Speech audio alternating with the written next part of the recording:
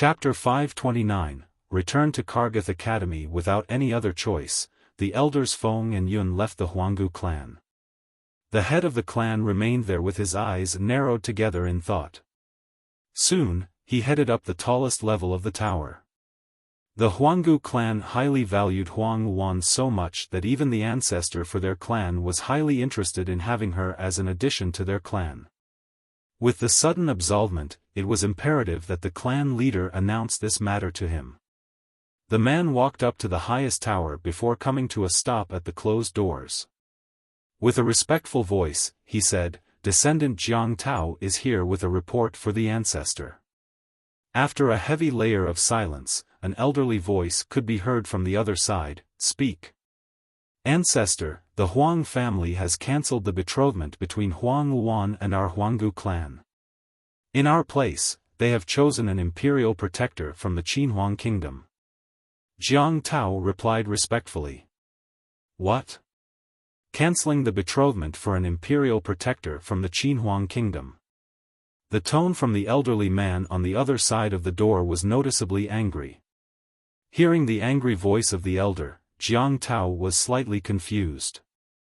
Although he knew that the ancestor highly valued Huang Wan, he never expected to see that the ancestor would be so influenced by her to such a degree.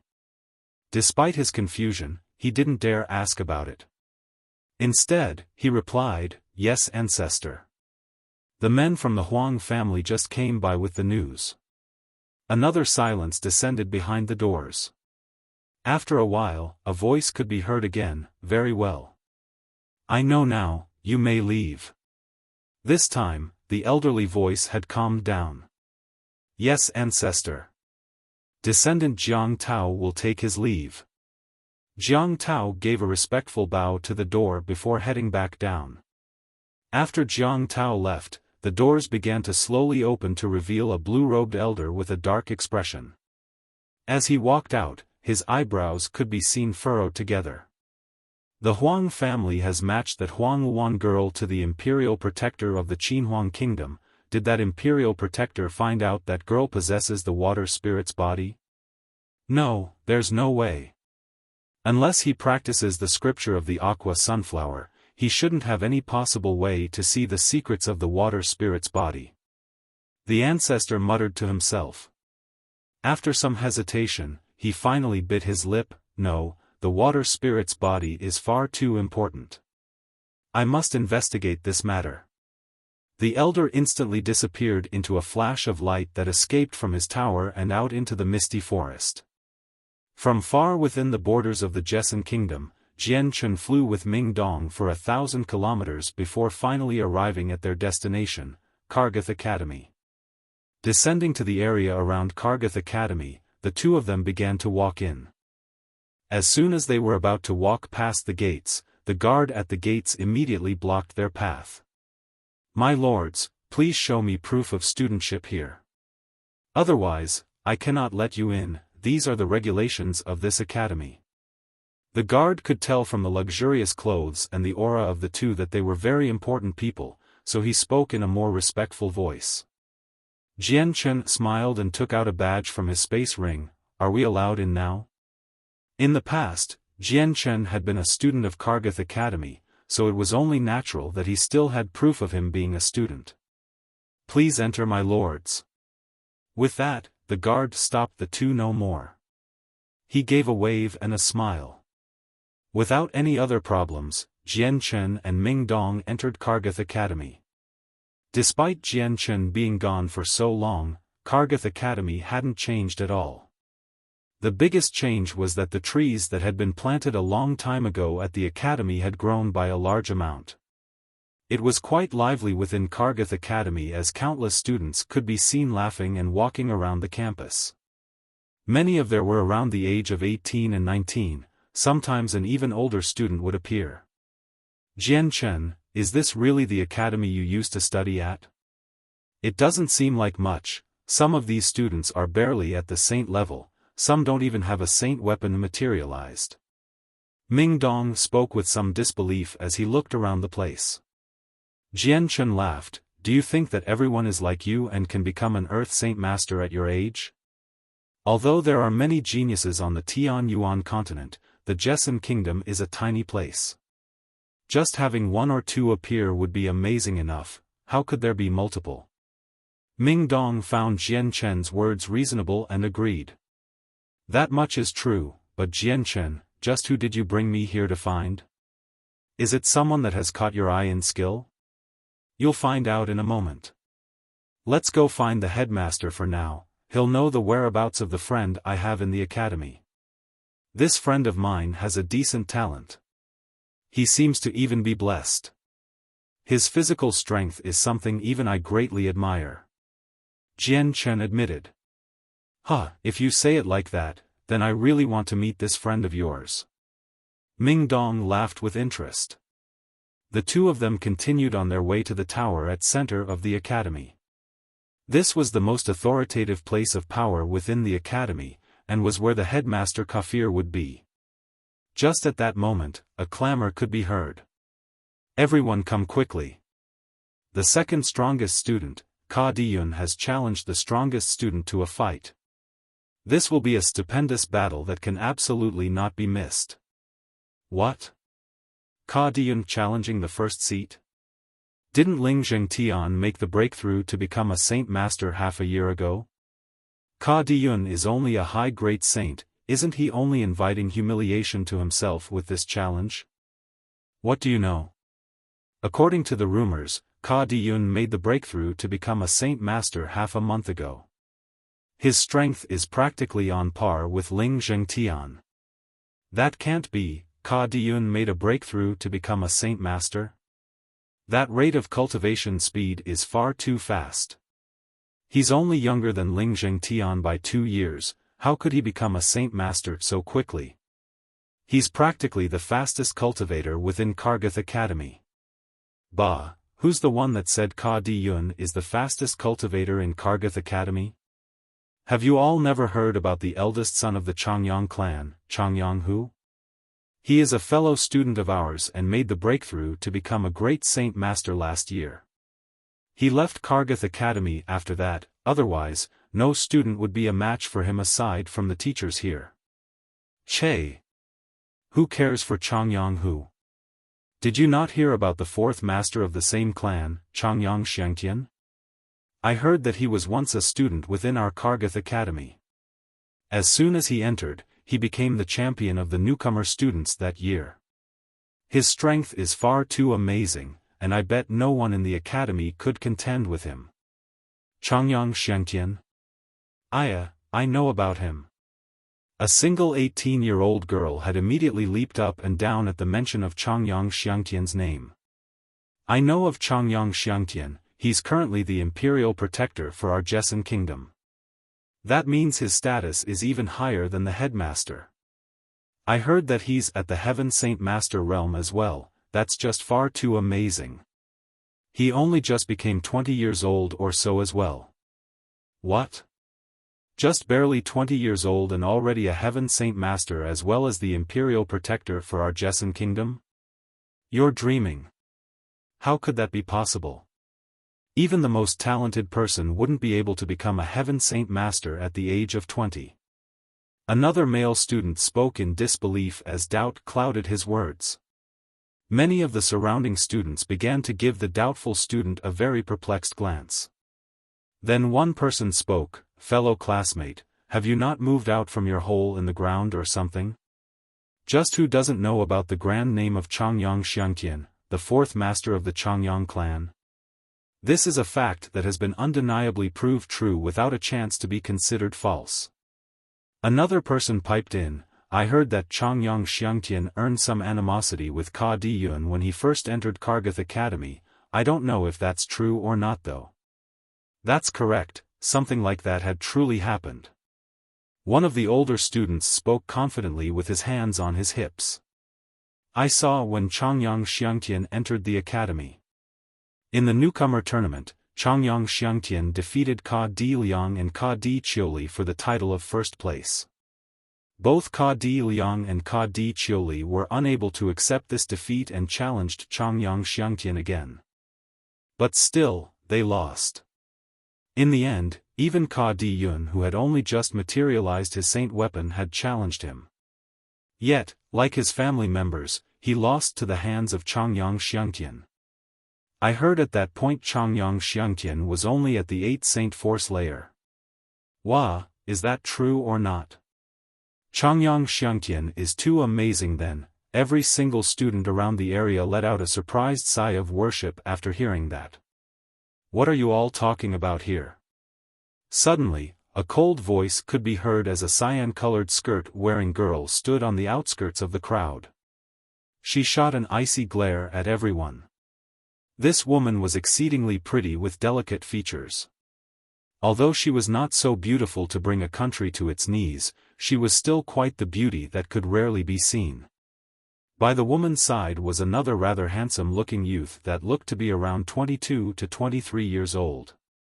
As this male and female walking forward, all of the students that had been gossiping had immediately gone quiet. Straight away, many of the students began to greet the two with a flattering laugh. So it's Sis Ka Di Chioli and Senior Ka Di Liang. Sis Ka Di Chioli, Senior Ka Di Liang, hello. As of right now, the three siblings from the Ka Di clan were Kargath Academy's most influential figures. Practically every single student that attended the academy would know their names since the three siblings were all very strong. Ka Di Yun had been able to become a Saint Master and was on par with the strongest student in the academy. Ka Di Chioli and Ka Di Yun were both cultivators at the same level of strength. They were advanced great saints with just a small marginal step until the Saint Master realm. Of the top 10 strongest students in Kargath Academy, the three siblings held 3 spots. Third sister, don't bother with them. Big brother's match is about to begin. We should hurry to where brother is about to fight. Ka Di Liang spoke to Ka Di Chioli by his side. Then pulling Ka Di Chioli in the direction of the fighting arenas, the two of them left with a rather unwell expression on their faces. As Ka Di Chioli was being pulled away by Ka Di Liang, an unhappy smile could be seen on her face. In her mind, she was still unable to forget about the dissatisfaction brought by Changyang Xiangtian several years ago. The two siblings were quite aware of the matters of the outside world, but she would never be able to believe that the Changyang Xiangtian she and her brother had once fought against would rise by such a terrifying degree in such a short amount of time. A Heaven Saint Master was something the three siblings could only look up and dream about. The students who had been discussing among each other quite energetically followed the two siblings toward the area where the fighting arenas were. Just several meters away, Jian Chen and Ming Dong were easily within earshot of the entire exchange. Jian Chen, I didn't think that you would be such an influential person in such a place. TSK, how amazing you are if you were actually able to defeat a saint with a saint weapon when you were only at the 8th layer. That's even better than I was at your age. Ming Dong teased Jian Chen from the side. Hearing that, Jian Chen couldn't help but think back to the memories of the past with a faint smile. A child can only play house at such an age. It's not worth mentioning. In the past, the three Ka Di siblings had an interesting situation between us. Now that so many years have passed, I didn't think that the three siblings would still be here in the academy. Come on, let's go see what's happening. Chapter 530, Seeing Tai Ta Again, 1. By the time Jian Chen and Ming Dong arrived at the arenas, the surrounding area was already packed with students. Hundreds of them were whispering to one another around the ring, but both Ka Di Yun and Ling Zhengtian were nowhere near to be seen. The match between Ka Di Yun and Ling Zhengtian seemed to be extremely important to the audience. Jian Chen waited for a moment longer, and in just a short amount of time, the crowd of students grew more and more into the thousands until it seemed as if the majority of the students in the academy had gathered. Who do you think's going to win? Are you kidding? Of course it'll be Ling Zhengtian. Ka Di Yun may have become a Saint Master and is on equal footing with Ling Zhengtian now, but Ling Zhengtian has been a Saint Master for so long. With his talent, I bet he's already a middle Saint Master in strength. Ka Di Yun's no match for him. Ka Diyun has challenged every single one of the top 10 students without a single loss. Now that he's challenging Ling Zhengtian, I've no doubts that he'll win. All of the students around the arena were whispering to each other in excitement. Jian Chen and Ming Dong could only stand in the middle of the ocean of people and wait to see the spectacle. Jian Chen and Ming Dong were both extremely conspicuous with their white robes because every student here was wearing the academy uniform. Some of the students had even looked at them in amazement, but no one asked about them. While standing among the crowd with both hands against his chest, Jian Chen suddenly felt a distinct pair of eyes staring at him. When he turned his head to look, he only saw a rather beautiful woman staring attentively at him. Her eyes were like limpid autumn water in the light, but the expression in them carried a questioning glance. It was Ka Di Chioli. Compared to a few years ago, Ka Di Chioli had grown by quite the amount. Gone was her unruliness and impatience, and in its place was a more matured steadfastness. Even her beauty had grown by a decent amount. Although there had been some bad history between Jian Chen and the three siblings from the Ka Di clan, it was nothing more than small-time scuffles between children, harmless and of no major importance. This meant that Jian Chen bore no grudges against the three, so when Ka Di Chioli was staring at him, Jian Chen only gave a friendly nod to her in greeting before turning his eyes away. Ka Di Chioli stared attentively at the handsome face of Jian Chen with a thoughtful look. Her eyebrows furrowed together for a moment before lightly nudging Ka Di Liang by her side. "Second brother, have you seen that man wearing the white robe before? I feel he looks somewhat familiar, as if I've seen him before. I just can't put my finger on it." Jian Chen had grown so much in these years that even his uncle Chang Wuji had been unable to recognize him, let alone Ka Di Chioli, who wasn't familiar with him at all. Ka Di Liang looked to Jian Chen after being prompted by his sister. Then, with a shake of his head, he smiled. "I don't know just which son of nobility he is from, but he's quite handsome. Your second brother is quite jealous." "Second brother, I feel that he is familiar to me, but I just don't know how and where." "Do you not know who he is?" Ka Di Chioli repeated. Ka Di Liang looked back at Jian Chen again with another shake of his head. "I don't know, or else I've never seen him before." With that, Ka Di Liang gave a meaningful stare at Ka Di Chioli as he smiled mischievously. "Third sister, that guy over there isn't too bad in looks. Are you trying to tell me you've taken a fancy to him? When we get back, your brother will have some people look into who he is for you." With a baleful glare at Ka Di Liang, Ka Di Chioli wasted no more words with him and continued to think to herself. At that time, two figures suddenly came walking out from behind the crowd and onto the arena platform. These two men looked to be around 25 and 26 years old. They wore the uniform of Kargath Academy, and the moment they stepped onto the arena, the entire congregation exploded into discussions. "Ka Diyun and Ling Zhengtian have arrived. Ka Diyun, you can do it. Beat Ling Zhengtian. Ling Zhengtian will win." One after another the students of the academy shouted out in loud voices to cheer on the two combatants. Their voices continued for a decent amount of time before finally descending back into a lull. With the two fighters stepping onto the arena, Ka Di Chioli had finally moved her eyes away from Jian Chen to look at her older brother Ka Diyun on the platform. Ka Diyun and Ling Zhengtian exchanged several words of small talk with each other before simultaneously taking out their saint weapons. Ka Diyun's saint weapon was a two-handed sword while Ling Zhengtian's was a long thin saber. With the appearance of their saint weapons, the fight had officially started. Ding ding clank clank clank, the sounds of the saint weapons smashing into each other could be heard while Ka Diyun fought with Ling Zhengtian on top of the arena. Despite not being a fight to the death, their performance was something that seemed to make the students fall into a drunken stupor. A battle between saint masters was something that the saints and not yet saints felt invigorated by. Ka Diyun and Ling Zhengtian fought for a while on top of the arena without victory being decided. However, Ming Dong had long since lost interest in the battle and did not wish to watch anymore. With him being an Earth Saint Master, watching two Saint Masters fight in front of him was like watching a kid show off to a professional. There was nothing to feel excited about from watching this. Tisk, I'll show you the strength of my battle skill.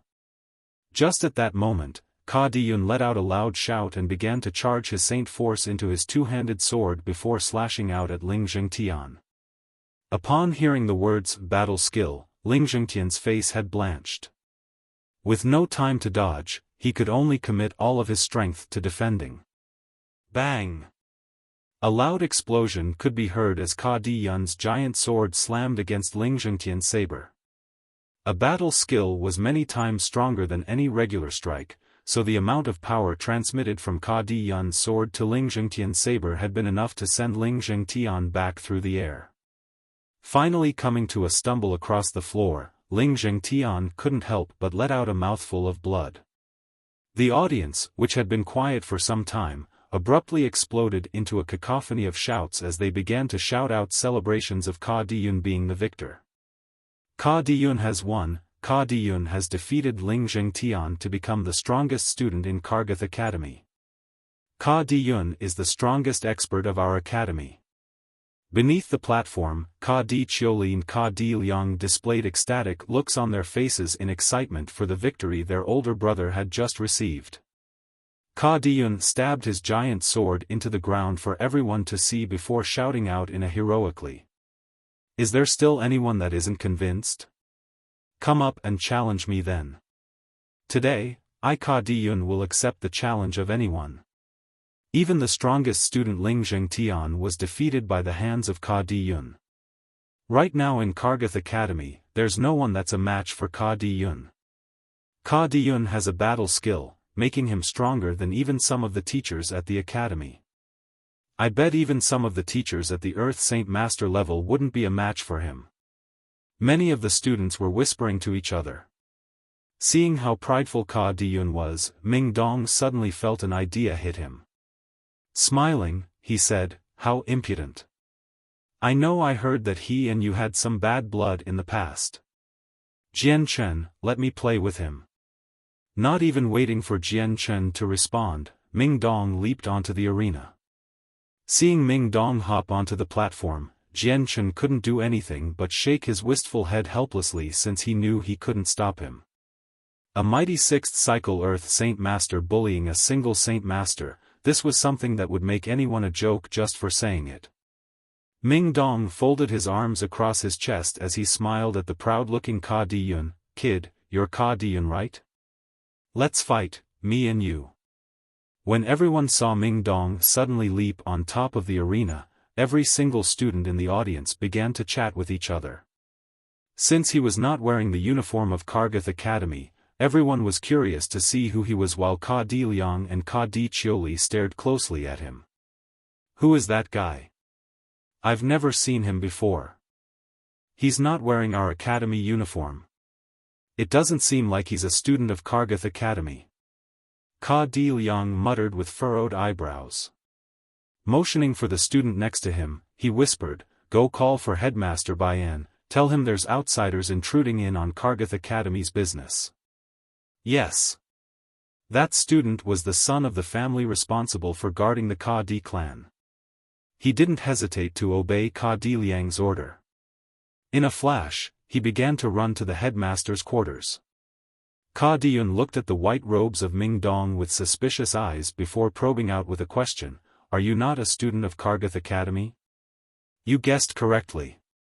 I am not a student of Kargath Academy, so this fight shouldn't pose a risk to your standing in the academy whether you win or lose. So, how about it? Want to fight?" Ming Dong laughed with his arms pressed against his chest. "Of course we'll fight. I, Ka Diyun, fear no single person. But, what is your name?" Ka Diyun cupped his hands together. "I'll tell you my name after our match." Ming Dong laughed. He wasn't worried at all, this was nothing more than a joke to play with. Ka Diyun could see that he wasn't too far away in age from Ming Dong, so he did not fear Ming Dong's strength. Very few people his age would be capable of beating him. "Despite you not being a student of Kargath Academy, I will nonetheless accept your challenge, let's fight. Ka Di Yun's right hand grabbed his saint weapon, which had been stuck in the ground. He adopted a fighting stance while charging at Ming Dong. Chapter 531, Seeing Tai Ta again. 2. Ming Dong smiled happily at Ka Di Yun, but he made no moves to take out his saint weapon, just so that people won't say I was bullying children. I won't be too excessive. How about this? I'll stand here without moving and without striking back. If you can force me back or cause me to even take a single step back, I'll have lost. Sound good? Ming Dong began to de-emphasize himself. As an Earth Saint Master, he would really not be able to put a tiny Saint Master as an opponent in his eyes. Even if a battle skill was used, it wouldn't pose even an iota of a threat to him. The difference in power was just that big. Ming Dong's words were spoken very casually, but everyone in the audience was able to hear them loud and clear. Regarding Ming Dong as some sort of lunatic, some of the more violent students couldn't help but curse him out. Who does this kid think he is? How fucking cocky. He doesn't look too different than Ka Di Yun in age. If he's really talking like that, it won't just be death that he'll get. Who does he think he is? Even some of the teachers in our academy wouldn't dare speak to a battle skill wielder like Ka Di Yun. The arena had descended into a series of cursing as plenty of the more fiery students began to use their fingers to point at Ming Dong's nose and chew him out. Ka Di Liang and Ka Di Chioli both stared at him with narrowed eyes, but the fury in them was hardly invisible. What an egotistical kid, he's actually speaking to Big Brother with such haughty words. Big Brother has a battle skill that prevents even an advanced Great Saint Master from making the same claims as he does. Unless he's an Earth Saint Master. After that, Ka Di Liang's eyes revealed a look of contempt in them before snorting, but that's impossible. He doesn't look too different in age compared to Big Brother. If he's stronger than Big Brother, I don't doubt that, but there's no way he'd be at the Earth Saint Master level. Ka Di Chioli was muttering to herself with knit eyebrows as she stared at the confident look on Ming Dong's face. There was a feeling of unrest welling up within her, so she couldn't help but speak with worry. Second brother, do you see how relaxed he looks? Do you think he'll have something to rely on? Second sister, you worry too much. Even if he has something to fall back on, just what could he use to take Big Brother's attack without damage? The way I see it, that outsider came here for the express purpose of challenging him. After this, I'll make sure to investigate his background thoroughly and just what his history is if he is willing to try and make things difficult for our Ka Di clan. Ka Di Liang coldly spoke. On the arena platform, Ka Di Yun's face had turned quite difficult to look at as he stared dangerously at Ming Dong. Your Majesty, you seem quite arrogant. It is because I have the advantage to make me arrogant. Ming Dong continued to smile. Ka Di Yun's face grew even darker. To his ears, Ming Dong's words were without a doubt a challenge to him. Very well then. Allow me to see just what skill your Majesty has then. Ka Di Yun spoke angrily. Without another word, his giant two-hander flew toward Ming Dong to cut him down. The giant sword carried a strong amount of saint force with it as it flew through the air toward Ming Dong's waist with a faint whistling sound from its speed. Ming Dong's previous actions had clearly infuriated Ka Di Yun, and combined with the fact that he was a foreigner and not a student of Kargath Academy, Ka Di Yun held nothing back in this all-or-nothing strike. Ming Dong still displayed a giddy smile on his face as he watched Ka Di Yun charge at him with his giant two-handed sword. He was still relaxed since such a strike wasn't something he would even register as a threat. As soon as the giant sword was about to chop down his waist, Ming Dong raised his right hand. Although this movement had been done very casually to him, it was practically fast beyond belief to the outside observers. Ming Dong's right hand was enveloped in a faint layer of the wind-attributed saint force. In that split second, his forefinger and thumb had pinched together. In between those fingers, the giant two-hander had been caught. Ka Di Yun's eyes abruptly dilated in disbelief at how Ming Dong had used two fingers to stop his sword. Even his heart began to surge with emotions as if he was in peril. "Wayo, you caught my saint weapon with 2 fingers." Ka Diyun couldn't help but exclaim in astonishment. His entire face was painted with a look of shock. Ming Dong gave a mischievous smile. "What's so alarming about that? Kid, do you dare say I'm arrogant now?" Ka Diyun's face was quickly growing a pale green color as his eyes flashed with a dangerous gleam. "Just who are you, and why are you trying to make things difficult for me? I have no grievances with you, I merely wanted to play around with you and see the skill of the person that dared challenge my brother in the past. As for who I am, defeat me and I'll naturally tell you." Ming Dong displayed a ruminating look on his face as he released the sword that had been clamped with his fingers. "Continue to attack. Use your full strength. Only then will you have a sliver of a chance of forcing my hand. Naturally, you don't need to worry.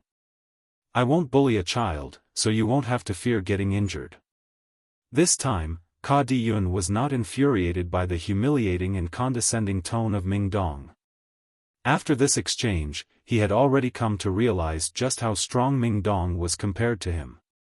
Ka Diyun's hands gripped his giant sword tightly as he glared at Ming Dong as if he was a viper. With a loud shout, he once again utilized his battle skill. His giant sword once more rippled with saint force as it shot toward Ming Dong. A saint master using a battle skill would usually mean that it was the lowest tiers of the human tier battle skill, but even a great saint master wouldn't be able to receive it head-on. Ming Dong's hand began to flow with an even richer amount of wind-attributed saint force now. Just as the giant sword of Ka Diyun was about to strike Ming Dong down, his hand flashed out and slapped the blade of the sword with incomparable precision. Pa! The crisp sound of the palm striking the sword could be heard. In front of Ming Dong, the amount of accumulated energy in the sword had been like an ant to him that could effortlessly be displaced with a single palm strike. Furthermore, the energy transmitted to the saint weapon from the strike forced Ka Diyun to stagger back several meters while the arms holding his sword began to shake and go numb. Ka Diyun could only stare at Ming Dong, who was in front of him with wide-open eyes of shock. The waves in his heart reached a frenzied height instead of calming down from the sight in front of him. He could hardly believe his eyes when the very first strike, Ming Dong had clamped down on his sword with just 2 fingers despite Ka Diyun using all of his strength. Then, even after using his battle skill to the fullest efficiency, his opponent had only needed a single slap for the energy in the sword to be scattered before it could be released.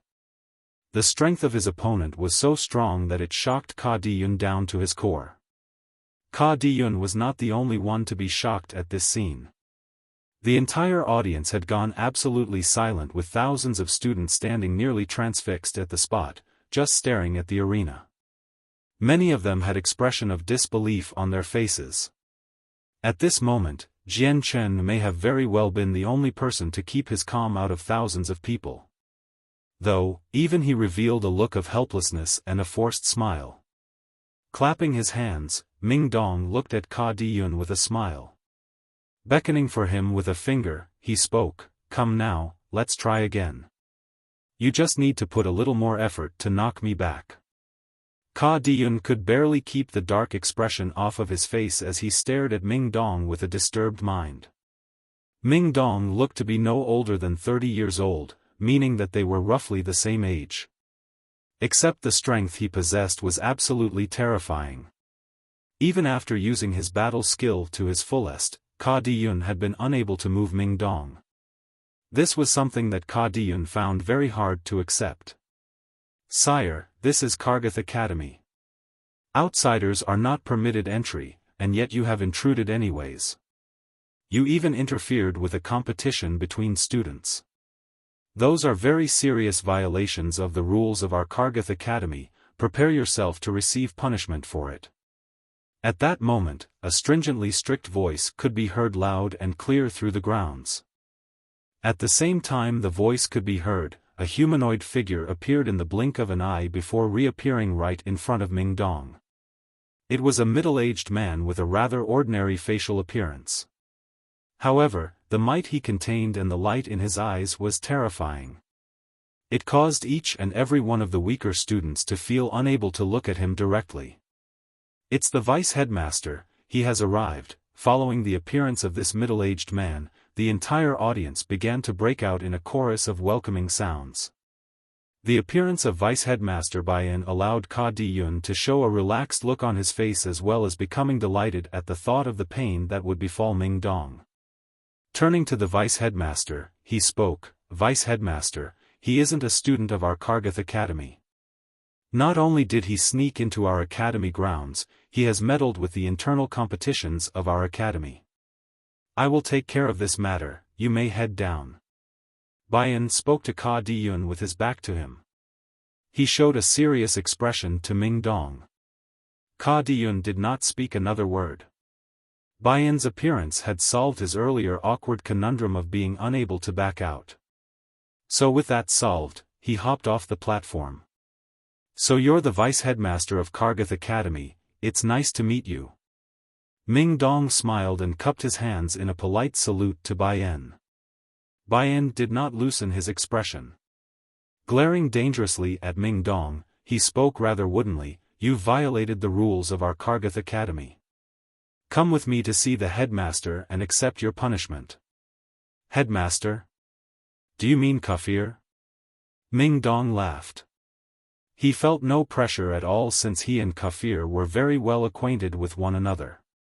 Ming Dong's casual mention of Kafir's name caused Bayan's face to blanch. Furiously, he spoke, "Impudence! For just what reason could the name of the headmaster be said so easily by you?" As soon as his speech ended, Bayan started to move toward Ming Dong with a flash of his sword coming out to stab at him. Chapter 532, Seeing Tai Ta Again, 3. Vice Headmaster Bayan's sword traveled like an arc of lightning in an attempt to stab Ming Dong. His speed was far too fast for all of the students there to see his movements, even the afterimages of the sword were impossible to spot. Whether it was in speed or power, a battle between Earth Saint Masters would be many times stronger than a battle between Saint Masters. For the students who were merely saints or perhaps great saints, they didn't possess the necessary strength to be able to carefully study this battle between Earth Saint Masters. Seeing how Bayan was personally taking part in this fight, every single student let out a sudden gasp and focused their eyes on the battle in front of them. Although they wouldn't be able to study the battle in great detail, there was still a fatal attraction to the match. In their eyes, a battle between Earth Saint Masters was all too rare. Also, none of the students had ever seen the Vice Headmaster fight. Ming Dong's figure remained completely still where he stood while Bayan's sword stabbed through his chest without resistance. The students in the audience let out several gasps before crying out in cheers over Bayan's success.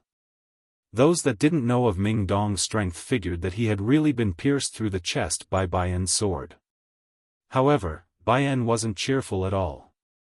Instead, his expression grew solemn due to the fact that his sword hadn't felt anything at all. His sword had pierced through a mirror image that was already starting to fade away. "Vice Headmaster Bayan, you're too slow. I'm already behind you." Before Bayan could even turn around, Ming Dong could be heard speaking from behind him. Bayan was startled at this. He hadn't sensed Ming Dong make his way behind him at all, and judging from the closeness of the voice, Ming Dong was very close to his back. If Ming Dong were to strike at him, then it would be very hard for Bayan to dodge. As a veteran of hundreds of battle, there was no hesitation in Bayan's movements as he slid to the side while simultaneously turning around to stab at Ming Dong behind him. Ming Dong gently kicked off the platform with his entire body surrounded by wind-attributed saint force. Transforming into a cyan light, he easily dodged Bayan's strike. However, Bayan continued to chase down Ming Dong. His legs stomped across the platform with a speed like a recently shot arrow to stab his single-handed sword into Ming Dong's chest. Ming Dong wasn't angry. With a meaningful smile to Bayan, he retreated to the very edge of the platform before coming to a sudden stop. Then moving slightly to the left, he flew forward to cross by Bayan's side from the front. Just as the two crossed paths, Ming Dong's right palm began to swirl with wind-attributed saint force before gently striking Bai Yan's back. Bai Yan had followed Ming Dong to the very edge of the platform, but it had been hard for him to suddenly stop in his tracks. When Ming Dong had slapped his back, there had been enough forward force in the palm that Bai Yan was sent flying off the stage 30 meters into the air before he finally dropped to the ground. Even then, the momentum within the strike had not yet fully dissipated. It caused him to tumble across the ground several steps before coming to a miserable stop. Ming Dong and Bai Yan's fight had taken place in a split second with several exchanges, but the students hadn't been able to clearly see what the process of the match had been. However, there was one thing that was clear. Ming Dong was still standing on the arena while Bai Yan had somehow flown out from the arena at some point. According to the regulations of every fight on the arena, if one were to fall from the ring, then they would lose. With Bai Yan like this, it was very clear to see that he had lost.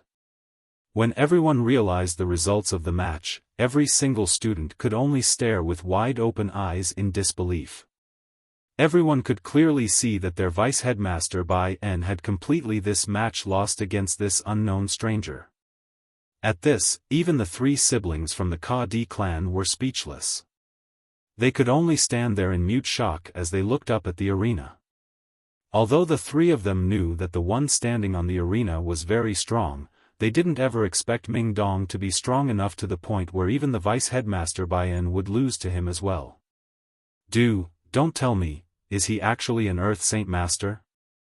Ka Di Liang found himself having difficulty speaking with the amount of shock he felt in his heart. Ming Dong looked rather young, close to his own brother in age, so he did not think that Ming Dong would be so strong. Ka Di Chioli and Ka Di Yun chose to stare at the arena with disbelieving eyes instead of answering their brother. With that expression on Ming Dong's face, the two of them had begun to feel a dangerous thought well up within them. Could it be that someone like their vice-headmaster Bai Yan was an insignificant person in comparison to him? Like the others, Bai Yan looked back to Ming Dong in astonishment and complete surprise. As one of the two fighters in the match, he clearly felt that Ming Dong's strike had been relatively light despite causing him to lose. Squashing the shock in his heart, Bai Yan leaped back onto the stage. With a complicated stare, he then cupped his hands together. "Thank you, brother, for being lenient." The words of Bai Yan were, to the students, like a bomb that had exploded as it brought another wave of shock to them. Waving his hands in a carefree manner, Ming Dong spoke, "We are of the same side, and this was nothing more than for entertainment. If I were to really injure you, I'm afraid my brother would not let me off easily. Ha ha ha. Friends, how could you not send me notice in advance of your coming? With me leading your welcome in person, would such a misunderstanding like this occur?" Just at that moment, an elderly-sounding laugh could be heard from the sky as a white-robed figure descended with a smile. "It's the headmaster is here." Seeing the elderly figure, every single student immediately grew excited. Headmaster Kafir was an illustrious expert of the Jessen kingdom that held plenty of prestige in the eyes of the students. However, he was very rarely seen among the students. Some of the students had gone 4 or 5 years without seeing him even once. So, to see the headmaster now was an event that would cause no small amount of excitement for them. Descending slowly onto the arena grounds, the headmaster of Kargath Academy gave a soft smile to Ming Dong. "Headmaster Kafir, I didn't expect to see you here. This outsider seems to have violated some rule of your academy. I hope you will not grow angry over this." Ming Dong cupped his hands and smiled back at Kafir. No, how could I be? To have such a friend come sightsee around my Kargath Academy brings honor to it. I don't even have time to welcome you properly, let alone be angry." Kafir laughed merrily. Turning to look at Bai Yan, he spoke, "Bai Yan, your loss at the hands of my friend here is not wrong. If not for the leniency of my friend here, you would have fallen off this stage with severe wounds. Do not be as impulsive next time, understand?" "This one understands." Bai Yan gave a respectful answer and turned with a complicated expression to Ming Dong. Feeling curious about Ming Dong's identity, he cupped his hands and asked, "Might I know what to call this brother here?" Kafir laughed, "This friend here is called Ming Dong. He is an honored guest of our Jessen kingdom. Bai-en, you should know about the fame of Ming Dong here, I presume." Ming Dong? Bai-en was taken back at first for a moment, but then the pondering expression on his face became a shocked one as he exclaimed, "Is he not the very same Earth Saint Master as the one who made use of a Heaven-tier battle skill to severely injure enemy Heaven Saint Masters at the northern stronghold, that Ming Dong?"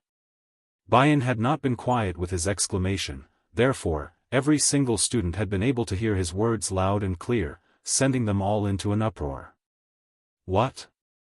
He's that Ming Dong from the northern stronghold?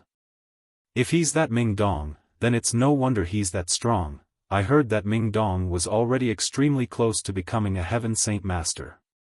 He only just needs a single step to become one. I heard that with a Heaven-tier battle skill, he was able to injure several experts of the Heaven Saint Master realm." After the battle of the northern stronghold, Ming Dong's name had been circulated around the Jessen kingdom like wildfire. Practically everyone and everybody had heard of him, including the students of Kargath Academy. This battle had made him the idol of many students and a person to worship. After knowing Ming Dong's identity, the faces of Ka Diyun and his two siblings immediately lit up. So he was that Ming Dong? Ha ha ha, he is the hero that I, Ka Diyun, admire so much. To lose at his hands, I, Ka Diyun, don't feel wronged at all. Not one bit. Ka Diyun gave a hearty laugh, for the bitter taste that was left in his mouth after his defeat had completely vanished. "Eldest brother, he's actually that Ming Dong." Ka Di Liangs could only stare in bafflement at Ming Dong with shining eyes. Ming Dong's achievements were extremely known to them. Not only was he an Earth Saint Master at his age, he was also in possession of a Heaven-tier battle skill that could injure even Heaven Saint Masters. His militaristic achievements had long since made him a heroic figure to be worshipped in the eyes of the two, and a goal that they both wished to reach. Ka Ki Chioli looked at Ming Dong with a flabbergasted expression as well. She didn't think that this extremely strong outsider would actually be the famous Ming Dong.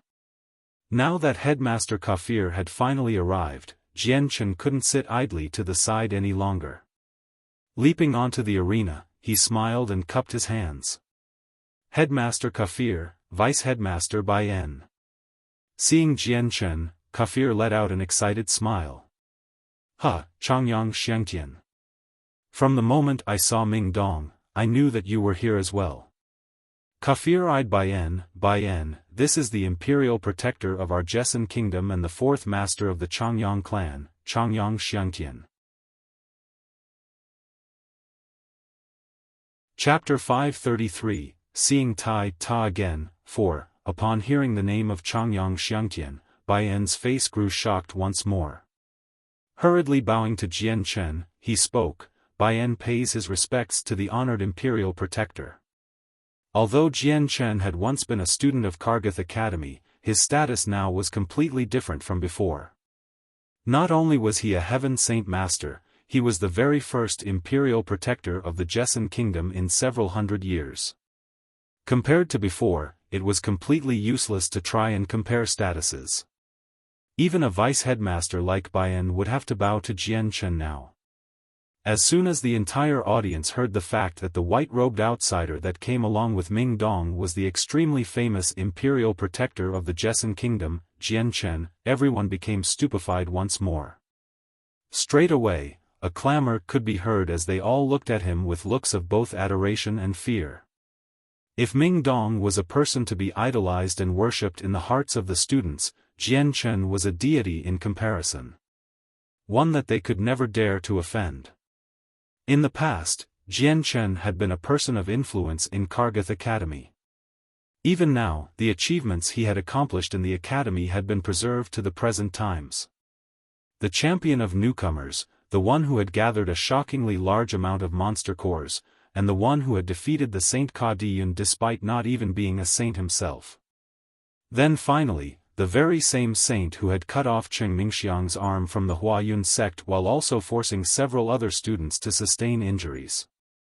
Each and every story Jian Chen was mentioned in caused the students of Kargath Academy to become extremely interested. Now after a span of several short years, Changyang Xiangtian's strength had already reached the realm of the Heaven Saint Masters. Furthermore, he was also the imperial protector of the Jessen Kingdom. Such dazzling achievements like the ones that Changyang Xiangtian held were enough for every single student to deify him within their hearts. Even the envious students didn't dare to ever show this on the outside. The entity that was known as a Heaven Saint Master was an existence that every student could only hope to look at in their lives. This was a boundary that many of them would perhaps never be able to reach in their entire lifetime. Underneath the arena, Ka Di Chiuli's limpid autumn eyes widened in shock as she looked at the white-robed Changyang Xiangtian with a complicated look of envy. He's really Changyang Xiangtian? No wonder he felt so familiar to me. Seeing the handsome and positively brimming face of masculinity, Ka Di Chiuli began to mutter to herself. In her mind, she couldn't help but think back to the events that had happened in the past with every possible feeling she had ever felt. Thinking back, Changyang Xiangtian, her, and her two brothers had only just entered Kargath Academy. Everyone wasn't even a saint or had barely just became one. It had only been several short years since then. She and her two brothers were now the strongest in Kargath Academy, and her eldest brother Ka Diyun had just recently made the breakthrough to become a Saint Master. They hadn't even left Kargath Academy yet while Jian Chen had, in these short years, become a high and mighty Heaven Saint Master. Heaven Saint Masters were part of a world where everyone yearned to be. Now that everyone knew that these two men were Changyang Xiangtian and Ming Dong, the only ones that could be relatively calm were the Ka Di siblings. Ka Diyun and Ka Di Liang could only look at Jian Chen on the platform with complicated looks. For a long time, they were silent. They both could distinctly remember the rather unhappy feelings between the both of them way back then. Despite becoming a Heaven Saint Master as well as becoming an imperial protector for the Jessen Kingdom, Jian Chen hadn't the slightest air of arrogance to him. Hurriedly lifting Bai En up, they began to speak several words of conversation. "Ah, Changyang Xiangtian, you've finally returned. Please, come on over to my place and allow me to do the honor as the host." Kafir smiled. Jian Chen coming to Kargath Academy meant that he had not forget about this place. This little insight made Kafir feel joy and pride in his heart. "Then, I'll trouble the headmaster with this matter." Jian Chen cupped his hands with a smile. No worries. No worries at all. You coming here brings great honor to the entire Kargath Academy." Kafir laughed merrily before slowly ascending into the sky to reach the tower in the center of the academy. Unwilling to be left behind, Jian Chen began to gather the wind elements in the world to carry him and Ming Dong high into the sky. At a leisurely pace, he began to follow Kafir away from the arena, leaving behind a large group of students that could only look up in envy. Soon enough, Jian Chen had brought Ming Dong to the tallest point of the tower where Kafir was. This was not only the place where Kafir conducted business, but it was also where he slept and received his guests to talk about several important things. Kafir walked straight on over to the table and sat down. Calling for the two to sit down with him, he took out a bottle of wine from his space ring to serve to the two. "This is a drink that an old friend, who specializes in drinks, distilled for me. Its name is the 100-flower wine, a drink that is made from 100 different ingredients before being refined and distilled by an expert. It is precious enough that I rarely get to enjoy it. Come, take a sip and see how well the taste suits you." Jian Chen and Ming Dong made no motions to be polite and took the drink to savor. With just a small mouthful, they both let out a sigh of praise. "It is truly a fine wine. Even in the palace, I wasn't able to drink something as delicious as this." Jian Chen had drained his cup in a single gulp. It went without saying that Kafir had brought out an exquisite wine, but compared to the 100-grass wine that the Ape King had bestowed to him, it was still quite lacking. After finishing his drink, Jian Chen placed the cup gently back on the table. Then, taking out a jade bottle from his space ring, he said, "Headmaster Kafir, allow me to treat you to a genuinely matured bottle of wine." He took out the thousands-of-year-old 100-grass wine. Back then, the Ape King had gifted him roughly 10 kadi of the drink, where Jian Chen had used 9 out of the 10 to increase his strength. All that was left was this single kadi. The very moment Jian Chen began to pour the 100-grass wine for everyone to drink, a strong smell of wine began to flow out from the cups and fill the entire room. Smelling the intense scent, the headmaster was startled. What a wine! It is truly a fine wine. Even the scent alone is enough to make a man drunk from his heart on out. This is an exceptionally excellent wine. Changyang Xiangtian, where did you get such a wine? Whoa, Jian Chen, you've been hiding such a great wine from us. Quickly, pour us a cup, I want to try. Ming Dong impatiently pushed his cup to Jian Chen with sparkling eyes. Laughing, Jian Chen poured Ming Dong a cup. Slow down a bit. This wine of mine is something even money can't buy. When I was in the Cross Mountains, I had to spend a great amount of time in order to convince the Ape King of the Spirit Apes to give me some. That was a beast of the Saint Ruler level. I don't have much of it left, so every little bit counts now. Upon hearing that this was the wine given to Jian Chen by an Ape King of the Spirit Apes, Kafir's entire body began to rack up as if experiencing a seizure. There was a look of utter disbelief in his eyes as he stared at Jian Chen. The Cross Mountains was a designated forbidden area for humanity. Every single person that entered that area was basically guaranteed to never come back out alive. He hadn't thought that Jian Chen was not only able to enter, but he was also able to convince a Saint Ruler level individual to hand over such an excellent wine. Such a feat was mind-boggling. Ming Dong didn't look surprised at all. He already knew that this wine had to be very hard to obtain and simply drank a sip of the 100-grass wine. Then, closing his eyes from the intoxication, he began to relish the sensation of the fine wine entering his body. Seeing the intoxicated look on Ming Dong's face, the wine enthusiast Kafir could no longer hold himself back. Pushing away the questions he had, Kafir pursed his lips and took a sip. Straight away, 2 bright rays of light could be seen in his eyes as he let out a praise of admiration. Truly a splendid wine. Such a wine like this is something I have never drunk before. After drinking this, I feel as if every single wine I have tasted in my entire life is dull in comparison. With that, Kafir drained the remaining cup in a single gulp. Closing his eyes to bask in the intoxicated sensation, Kafir leaned back. This wine could not only increase one's saint force, it could also expand the spirit of the drinker. After drinking the wine, Ming Dong and Kafir couldn't help but close their eyes to experience it. Jian Chen smiled as he looked at the two. When he had drunk the 100-grass wine, he too did the exact same thing as these two. Suddenly, Jian Chen started. Staring in surprise at the headmaster, he could see that there was a faint layer of the energy of the world gathering around the headmaster's body. The energy of the world began to grow even more intense before finally disappearing into his floating body. At the same time, a strong amount of energy dispersed from him in such a strong wave that it shook Ming Dong from his drunken stupor. What's happening? Seeing how Kafir's body was suddenly floating in the sky, Ming Dong asked Jian Chen in confusion. Jian Chen slowly pulled Ming Dong away before smiling. Headmaster Kafir has made a breakthrough. What? A breakthrough? Ming Dong was startled.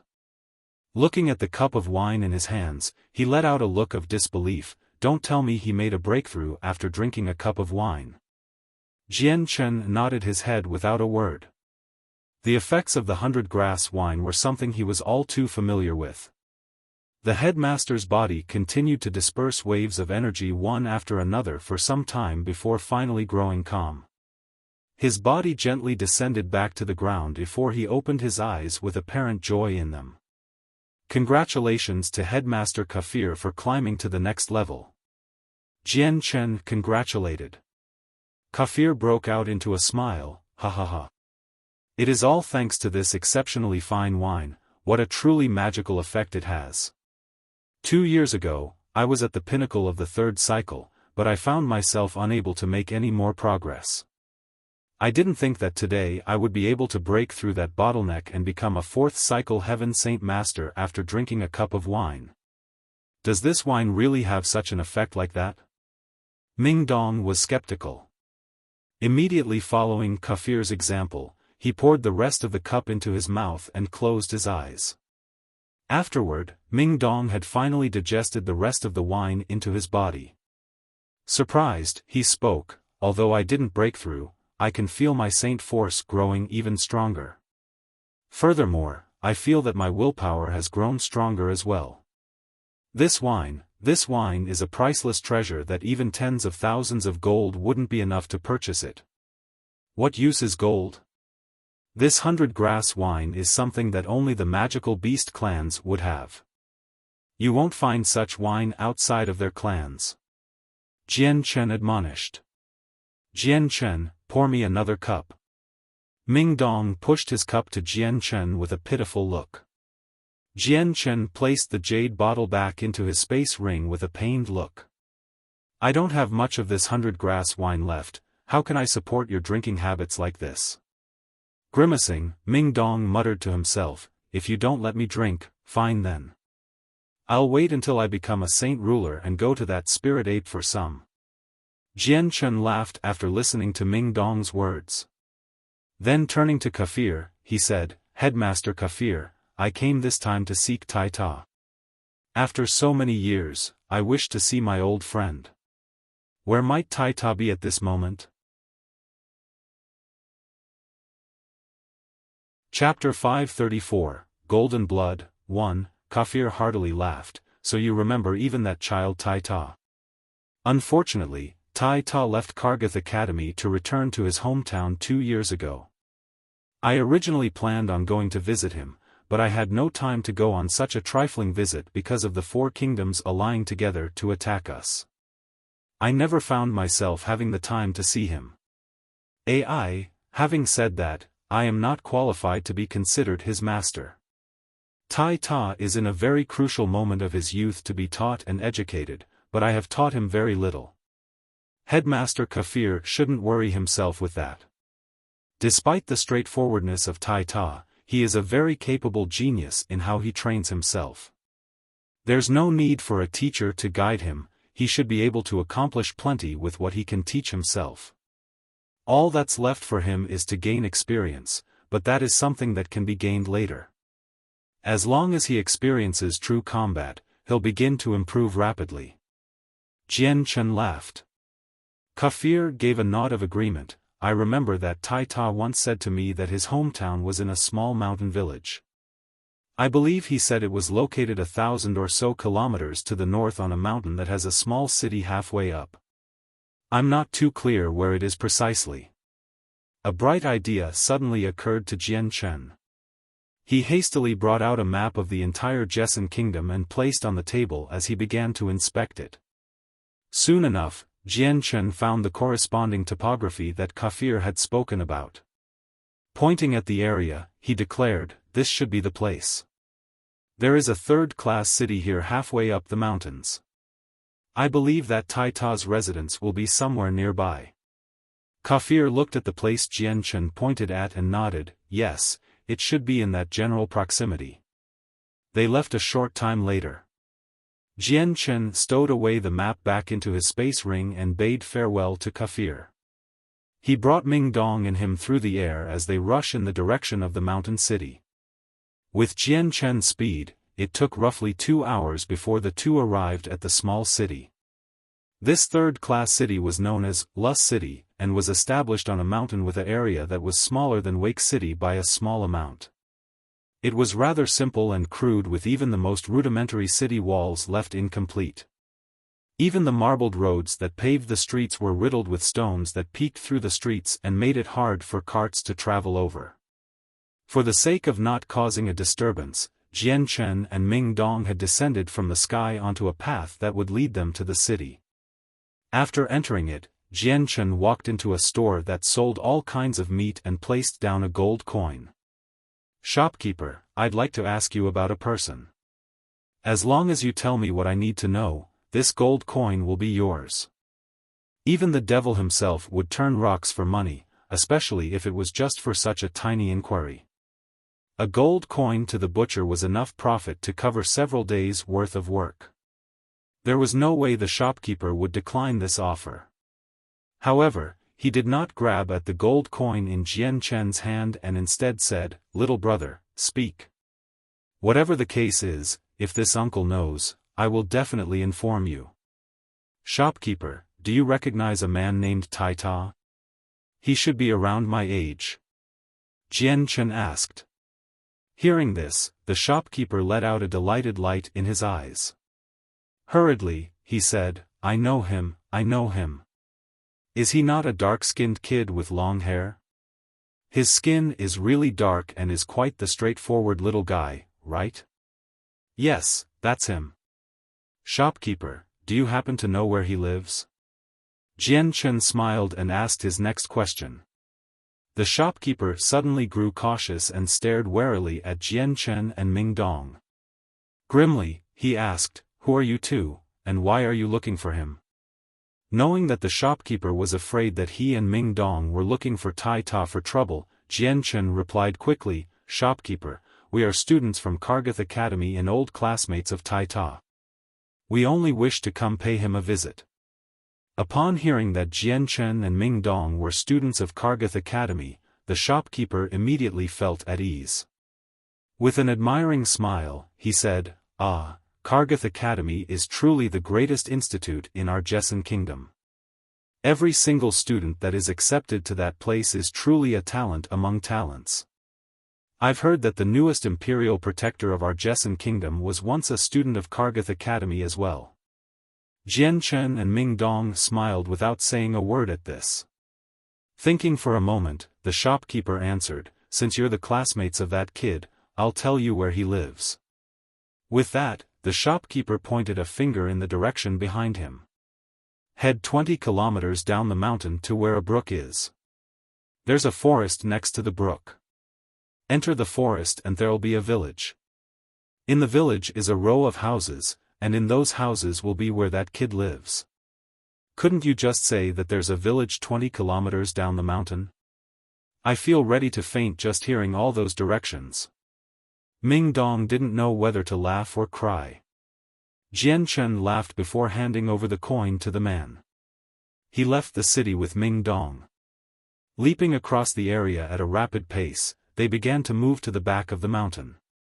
20 kilometers was truly too short of a distance for Jian Chen to feel like flying.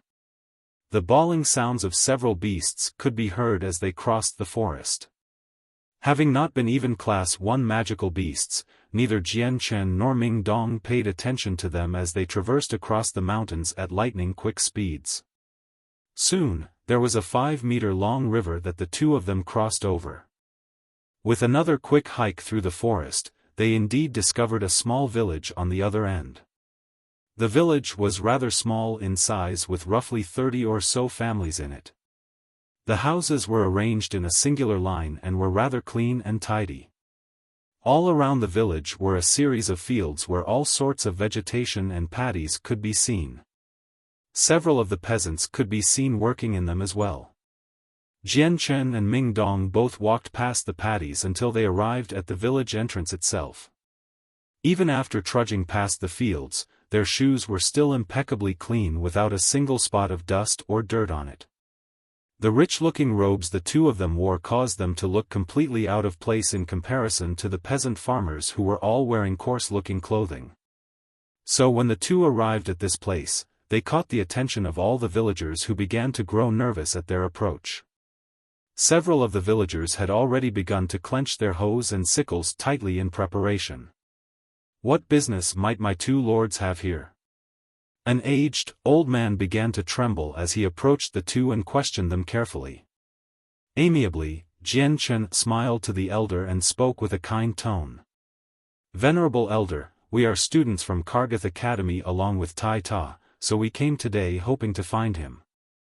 Oh, so you're friends of Tai Ta. The elder let loose a sigh in relief. Then with a wave of his hand and a hoarse shout, he spoke, "There's no need to worry everyone. These two are students of Kargath Academy and came looking for Tai Ta, their old classmate." The previously nervous-looking villagers immediately grew relaxed after hearing his words. There was a rather suspicious look on Jian Chen after seeing this display. This was clearly a rather unordinary reaction from the villagers. "Venerable Elder, was there something that happened here recently?" Jian Chen asked. "Nothing, nothing at all." The elder waved his hands before replying, "Tai Ta went to hunt in the mountains earlier this morning. I reckon he'll be back soon. Please, come sit in our village for a while." After a moment's consideration, Jian Chen agreed, "Very well, then we'll be troubling the villagers." Just at that moment, a deep and resounding voice could be heard from far away, "Father, mother, grandfather, first uncle, second uncle, and aunties, I'm back." Jian Chen and Ming Dong both turned their heads instinctively only to see a rather well-built man with dark skin come walking from far away with a wild boar hung over his shoulders. "Tai Ta has returned, he's back. Oh, and he even brought back a giant mountain boar." The elderly man cried out in excitement. Ming Dong looked at the boar-holding man with a rather disbelieving face. "Jian Chen, could this really be the Tai Ta you were looking for?" Jian Chen smiled and nodded. "That's right, that's Tai Ta. When I was in Kargath Academy, he was the only friend I had. I see he's changed a lot after several years. Even I can barely recognize him, but his voice is still the same as back then." At that moment, Tai Ta saw the two newcomers to the village. With a slight tremble of his body, he tossed the boar he was carrying to the ground and charged toward Jian Chen. "Who are you two? Strange, why is it that I feel as if you're familiar to me? Have we met somewhere before?" There was an icy tone to Tai Ta's words. However, when he gave a closer look to Jian Chen, there was a suspicious glint in his eyes that soon turned to bewilderment. Seeing Tai Ta, Jian Chen felt shocked as well. After many years without seeing each other, Tai Ta had already grown even bulkier than before. Small words aside, his body was practically a miniature mountain in size. Even at the height of 1.8 meters, Jian Chen could only reach Tai Ta's chest, who seemed as if he was already reaching a height of 2.5 meters. Jian Chen tilted his head up at the mountain-sized Tai Ta with a glittering smile on his face. "Tai Ta, after so many years, could it be that you've forgotten me?" Hearing such a familiar-sounding voice, Tai Ta's eyebrows creased together in thought. "This voice," he muttered before growing silent. Then, his eyes began to brighten as if he remembered something. He looked joyously at Jian Chen with excitement. You're Changyang Xiangtian." "Changyang Xiangtian, I remember what you sound like." Jian Chen smiled happily. "Tai Ta, I thought for a moment that you had already forgotten about me." "No, how could I? Changyang Xiangtian, Tai Ta, would never forget you even for the rest of my life. Ha ha ha, you are the best brother I've ever had. Do you remember back when we were hunting magical beasts in Kargath Academy? Those were the happiest days I ever experienced in my life. For the remainder of this life of mine, I won't forget that either." Tai Ta boomed with laughter before hugging Jian Chen in a tight embrace with vigor. Tears began to form in his eyes as he declared, "Changyang Xiangtian, I didn't think that you'd still be alive. This is great.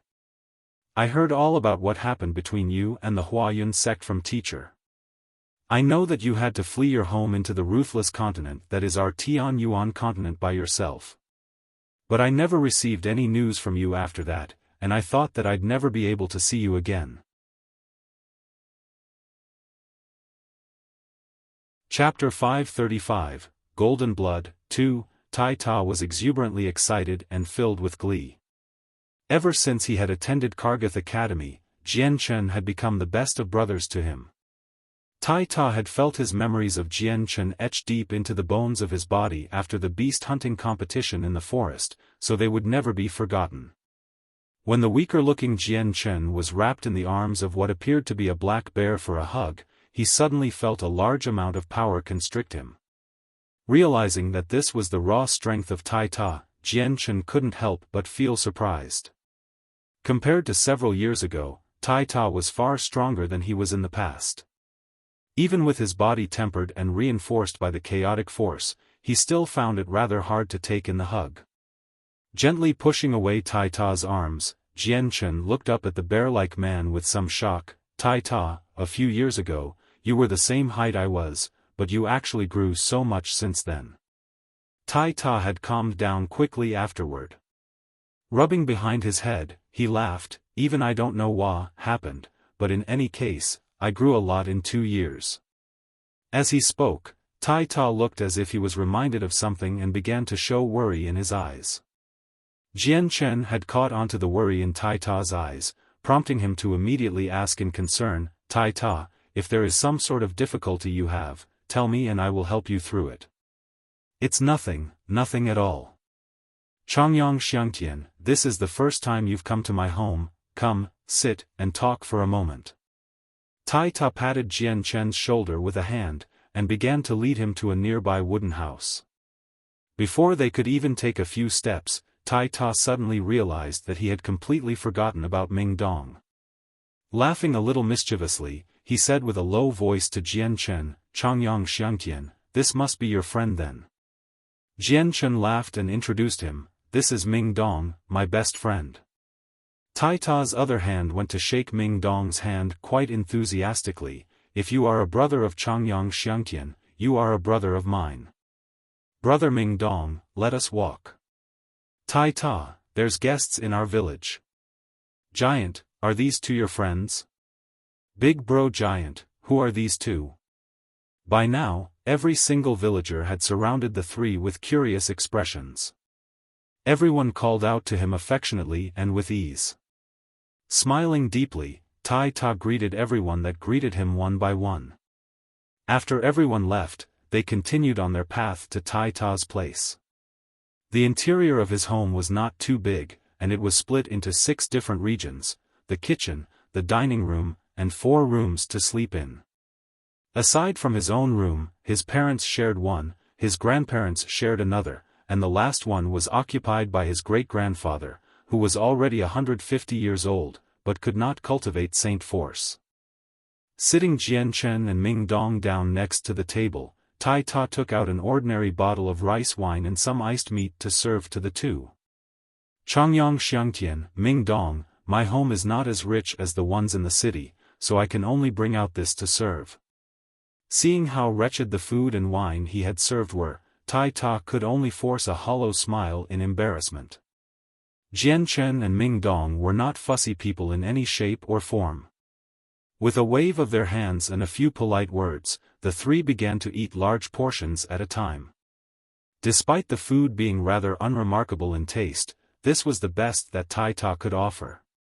Just how could they not take even a single bite of it? Placing a piece of barbecued meat into his mouth, Jian Chen stared at Tai Ta and spoke with a rather ambiguous voice. Tai Ta, I heard that you left Kargath Academy 2 years ago and never came back. Did something happen back home? Tai Ta's eyes immediately flashed with terror at Jian Chen's words. His mouth slammed shut without even the tiniest of sounds to be heard. Swallowing the final piece of meat in his mouth, Jian Chen concentrated his stare at Tai Ta and grimly inquired. Tai Ta, tell me what situation you found yourself in. Do you or do you not take me as your brother? Frantically, Tai Ta began to wave his hands. No, that's not it, Changyang Xiangtian. You misunderstand, you are the best brother I've ever had. Then whatever it is that's troubling you, say it. I may be able to help. Jian Chen pressured. He was already certain of the fact that Tai Ta was in trouble. Tai Ta was one of Jian Chen's good friends, so with him coming across trouble now, Jian Chen wouldn't dare sit idly to the side. Tai Ta. Just say whatever it is on your mind to Jian Chen. Don't worry about a thing. Jian Chen isn't the same wandering type of person he was in Kargath Academy. Within the Jessen Kingdom, there isn't anything Jian Chen can't fix. Ming Dong chimed in. The straightforwardness of Tai Ta was enough for Ming Dong to follow Jian Chen's example and treat him as a very good friend. Those with a straightforward and honest nature would oftentimes be willing to help others, and would very rarely be the one to stab a friend in the back. Tai Ta looked as if he had not yet made a decision and seemed to be hesitant. After nervously squirming where he stood for a good while, he finally steeled himself and bit his lips. Changyang Xiangtian, Ming Dong, it's not convenient to say it here, let's go up the mountains first. All right. Without hesitation, Jian Chen and Ming Dong stood up to follow Tai Ta up a hillside path. It was only after they had walked several kilometers into the depths of the mountains that they stopped. Tai Ta, just what in the world happened for you to come so far from your village? Ming Dong asked out of curiosity. Tai Ta was in an extremely worried state with his eyebrows pinched together in deep worry. Carefully looking left and then right with a prudent expression, he looked to see if anyone was around before letting out a sigh in relief. After a slight moment of hesitation, he asked Jian Chen a nervous question, Changyang Xiangtian. What color do you think blood is in humans? Do I even need to answer? Of course it's red. Why would you ask that? Jian Chen asked in confusion. Aside from red, is there any other colors? Tai Ta pressed on. Yes, but only magical beasts would have such colors. Jian Chen replied. Then would those blood colors be likely to appear within humanity? Tai Ta was growing even more anxious by this point. Ming Dong replied with himself as soon as Tai Ta asked. What? Of course not, or at least, not that I've ever heard. Then, Ming Dong realized something strange. Amazed, he looked back at Tai Ta and asked, Tai Ta, why would you ask me such a bizarre question unless... Jian Chen was becoming aware of the situation and let out an incredulous expression as well. Clutching at his head in pain, Tai Ta's eyebrows furrowed even deeper together with concern. Changyang Xiangtian, Ming Dong, I have said my secret. You can't tell this to anyone else, not even my parents know about this secret. Jian Chen and Ming Dong both nodded their heads together in solidarity. You two have guessed it already. My blood is not at all red in color, it has the color of what one might expect to find in a magical beast. Combined with my physique, do you think that I might not be even human? Tai Ta spoke in anguish. Ming Dong and Jian Chen looked at each other for a moment with startled eyes between the two. Tai Ta's words were like a clap of thunder to their minds and stunned them into an unsteady state for a decent amount of time. Even a 3-year-old would be able to answer with confidence what blood color a human had. It was without a doubt red without any chance of it being something else. Whatever other color appeared in a magical beast was never to be seen in a human before. Impossible, how could the blood of a human be any other color but red? Tai Ta, are you sure you saw it right? Perhaps you didn't see it clearly enough. After the shock wore off, Ming Dong cried out in utter disbelief. I couldn't have. I am a coarse person, but even I have sharp enough eyes to see my own blood. If you don't believe me, then cut my arm and see for yourself. Tai Ta replied in anguish. The color of his blood had clearly been tormenting him something fierce and made him believe he was some sort of monster. Ming Dong didn't hesitate to grab a nearby leaf that was falling to the ground. With a sudden movement of his hand, the leaf immediately sliced over Tai Ta's dark-skinned arms, but the skin remained unbroken. Dumbfounded, Ming Dong's mouth dropped open. Well, fuck me if that's true. How is your skin so thick? Although Ming Dong had used a single tree leaf, it contained a large amount of saint force that made it incomparably sharper than an iron sword. If such a sharp weapon wasn't able to cut Tai Ta's arm, that could only mean his body was far stronger than that. Even Jian Chen was stunned by Tai Ta's physique. While he knew since a long time ago that Tai Ta's physical strength was extremely strong, he didn't think that it would reach such an obscenely high level. Normally when I come across some prey like the wild animals, they wouldn't be able to harm me no matter how much they bite. Tai Ta looked rather pleased at that. Let me try again. Ming Dong was determined to try again. With another leaf, he began to pour a lot of Saint force into the leaf before trying to cut Tai Ta's arm once more. This time the cut had more strength put into it than before, but even then, only the superficial part of the skin was broken. Not a single droplet of blood could be seen coming from it. Your skin is far too thick.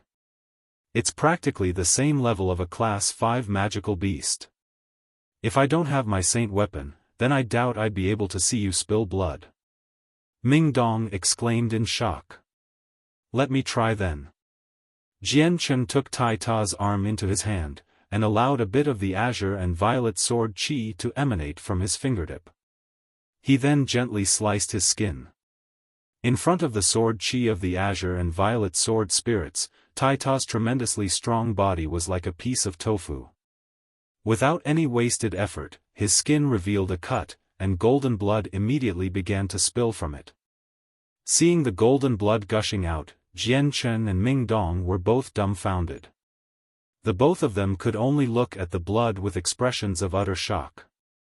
Tai Ta's blood was indeed not red but golden. Chapter 536, Golden Blood, 3. Seeing the blood slowly flow from his arm, Tai Ta sighed, Changyang Xiangtian, take a look. Is my blood not red?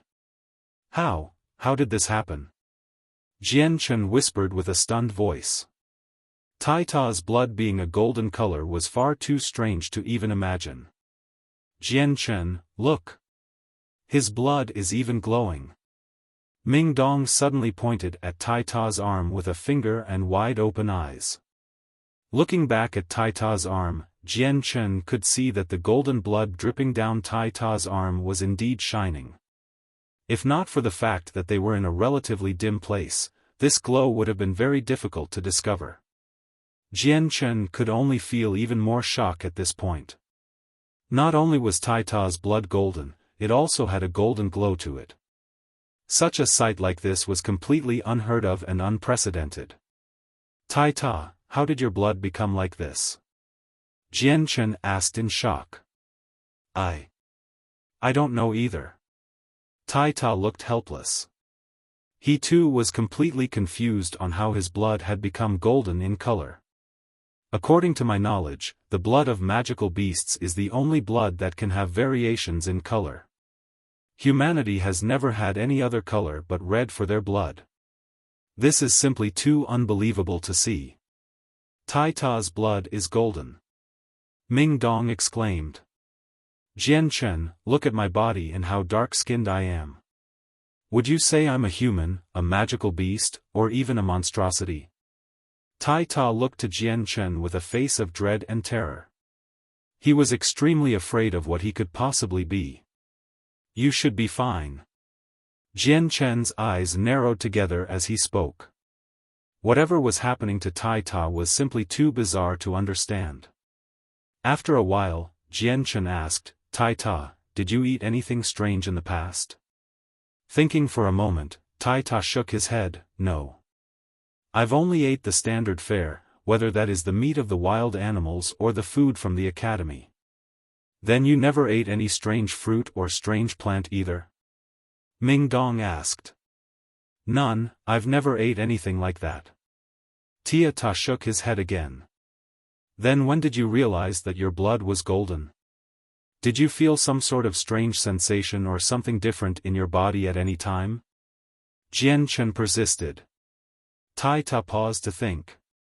One day in Kargath Academy, I was hunting for magical beasts by myself when I came across a strong one by accident. When it drew blood, I realized at that moment that my blood had become golden. With a questioning murmur to himself, Jian Chen spoke, how queer. When we came across the azure wolves in the forest, I clearly remember your blood still being red. How could it have suddenly become golden? Jian Chen's eyebrows furrowed together in deep thought before suddenly thinking of something. Tai Ta, from the day I left Kargath Academy to the day you realized that your blood became golden, did you realize your body was undergoing any type of transformation? None. Everything was normal. It's only after I formed my saint weapon that I felt my strength increase every day. Even if I did not cultivate, it would increase without stopping. Furthermore, my body grew taller as well, just look at how tall I am now. As he was speaking, Tai Ta seemed to have remembered something and piped up, "Ah. I remember that while I was condensing my saint force to form my saint weapon, I felt my entire body grow extremely hot. Practically every part of it felt as if there was a ball of fire within my body. Do you think that's the reason?" Jian Chen grew silent as he couldn't help but think about when he had condensed his own saint weapon. At that time, the azure and violet light had appeared all of a sudden within his dantian. Tai Ta had felt an unbelievable wave of heat through his body. This was extremely unusual since an ordinary person materializing their saint weapon would only feel their strength increase and not any other symptom. It would appear that the problem is most likely because of that. Jian Chen muttered. Where was the problem? Tai Ta's eyes lit up as he studied Jian Chen with an anxious, nervous face. Hesitating, Jian Chen replied, "It should be from the moment you made your saint weapon. Some sort of mutation happened in your body at that time. However, that's just my guess since I'm not clear on just what could possibly turn your blood golden." Left with no clear answer still, Tai Ta scratched at his head in vexation. Distressed, he asked, "Just what in the world is happening? If this continues, do you think I'll become some sort of monster?" Tai Ta, you needn't worry. Your blood is indeed unique. According to what I know, the blood of some magical beasts is quite special. Some don't even have golden blood. With blood like yours, this may be a blessing in disguise instead of misfortune. Ming Dong comforted him. But, Tai Ta clearly did not seem to accept that reply. There's no buts about it. Ming Dong is right. This is a blessing and not a misfortune that cannot be avoided. Tai Ta, you don't have to be so vexed. It will do nothing to solve your problem. Instead, you should accept the fact and stop spending your time worrying about it. Jian Chen sternly spoke. Having said that, he couldn't help but think back to the bitter experiences he once had. At that time he didn't know about the secrets of the azure and violet sword spirits, nor why they had taken up residence within his dantian. Despite being so vexed about them, they had not been a source of calamity for him. Instead, he had profited from them with plenty of good results. Fine then. I won't worry so much about it anymore. Who cares if I'm a human or monster? Even if I become one, then I'll just live my days in a place without humans. With the comforting of Jian Chen and Ming Dong, Tai Ta finally decided to accept his predicament. That's the spirit, just learn to accept it. You fear your golden blood, but it might be a symbol of your innate uniqueness. Don't forget that you have a natural blessing. Jian Chen laughed as he took out a towel from his space ring to wipe away the blood on Tai Ta's arm. When the towel wiped away the blood, Tai Ta's arm was without any traces of the injury as if it had never happened. Your injury has already healed, what a powerful recovery rate. Jian Chen cried out in shock. Tai Ta laughed, my body heals quickly even after being injured. Could this be the magic of your golden blood? Ming Dong was astonished as well. Jian Chen waved his hand in resignation, forget it, there's no point in talking about it anymore. No matter how much we try to find an answer, we'll only be making blind guesses as things stand. Tai Ta, it's been years since we last met, let me see just how much you've improved since then. Tai Ta had finally cracked open a smile at his words. I haven't slacked off at all these past few years.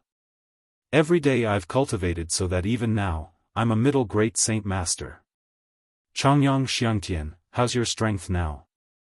You may have beaten me when we were in Kargath Academy, but who knows whether or not you'll beat me today. It was between laughter and tears that Ming Dong looked at Tai Ta. Tai Ta, you look down too much on Jian Chen. Even heaven saint masters find themselves dying at Jian Chen's hand. As a great saint master, Jian Chen could move a single finger to defeat you. Turning pale with fright, Tai Ta cried out, "What?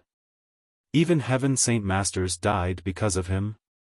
Is that really true? Forget it then. We're not fighting. There's no way I'll fight with you." Frantically, Tai Ta shook his hands and stared at Jian Chen as if he was the true monster. Laughing, Jian Chen was about to say something when Ming Dong suddenly piped up first. "Tai Ta, I've heard from Jian Chen that you're unnaturally strong. Why not fight with me then?" The naturally straightforward Tai Ta was not modest this time as he inquired, "My strength is quite strong, yes. Can you take it? What if I hurt you somehow?" Unable to laugh or cry, Ming Dong replied, "If you can injure me, I'll ram my head into the tree and kill myself." "No, no, no, that won't do. You're the brother of Changyang Xiangtian and the brother of mine by extension. How could I possibly allow you to do such a thing? Let us not fight and wait for another opportunity then." Tai Ta didn't realize the meaning behind Ming Dong's words, so they had scared him greatly. Ming Dong's legs staggered so violently that he nearly fell to the ground. Smiling hollowly, he said to Jian Chen, "Jian Chen.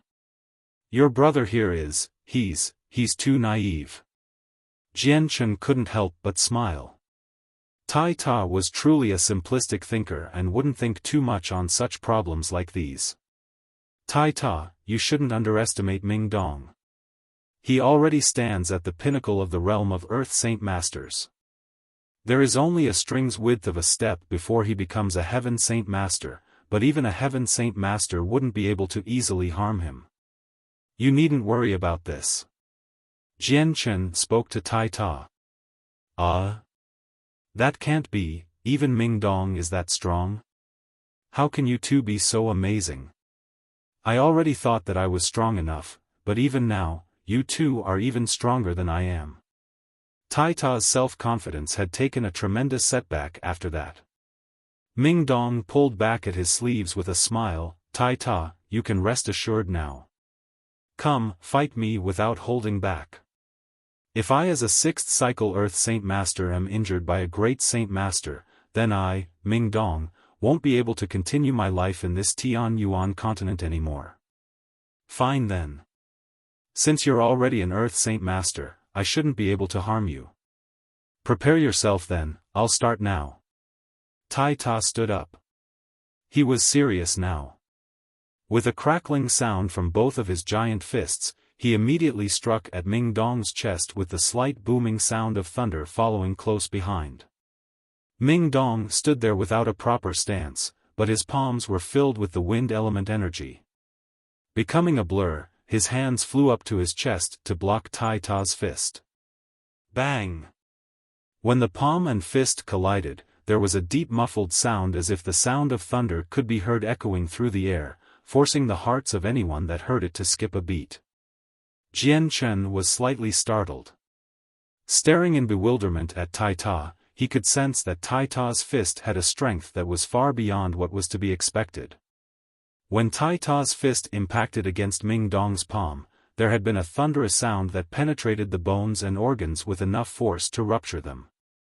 After the vibrational force from the palm and fist subsided, Tai Ta staggered back a few steps. Ming Dong's body shook violently for a moment, but instead of staggering back, his feet dug deeper and deeper into the ground. There was a startled expression on Ming Dong's face as well as he exclaimed, "What force? No wonder Jian Chen said you are naturally blessed." Seeing that Ming Dong was still standing there, Tai Ta had a look of worship on his face. "Brother Ming Dong, you're truly amazing. My fist wasn't able to even knock you back. Then I'll go with my full power then, be careful now." Chapter 537, Xiao family. A smile remained on Ming Dong's face. "Come then. I, Ming Dong, will accept your strike, so go all out without reserve." Yahoo! Tai Ta roared as he began to build up power in one of his fists to strike at Ming Dong. The first fist had already given him a decent understanding of just how large of a gap there was between he and Ming Dong. So this next fist would contain his entire strength without holding back. As soon as Tai Ta's fist lashed out, the sound of muffled thunder appeared again. Just from the sight alone, one could tell that this punch was far stronger than the previous one, with thunder breaking out continuously.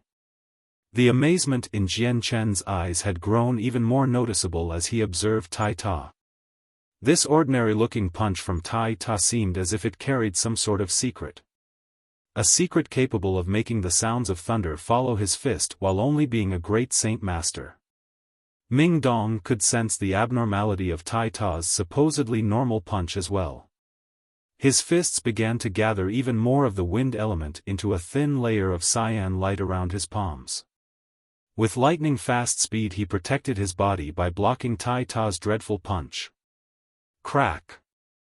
Another muffled sound similar to a clap of thunder could be heard with a force that seemed to penetrate even the human body. It allowed both Jian Chen and Ming Dong to feel their hearts forcibly skipping a beat. This time, Ming Dong was unable to maintain his mountain-like position like before. His body began to shake violently as his feet slid back several steps, leaving an impression each time he staggered back. The backlash Tai Ta had received was equally strong. His feet involuntarily staggered back several meters before finally stopping.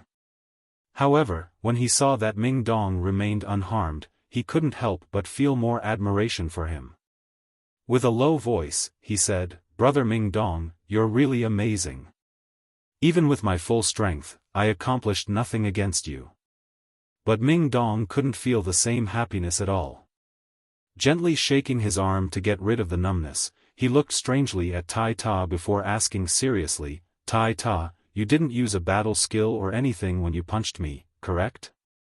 Jian Chen looked seriously at Tai Ta as well. Those two strikes had been unusual. Not only did they release a strange sound after striking, but at the moment of impact between the two hands, there was a resultant explosion that had been enough to shock the internal organs of both participants. Battle skill?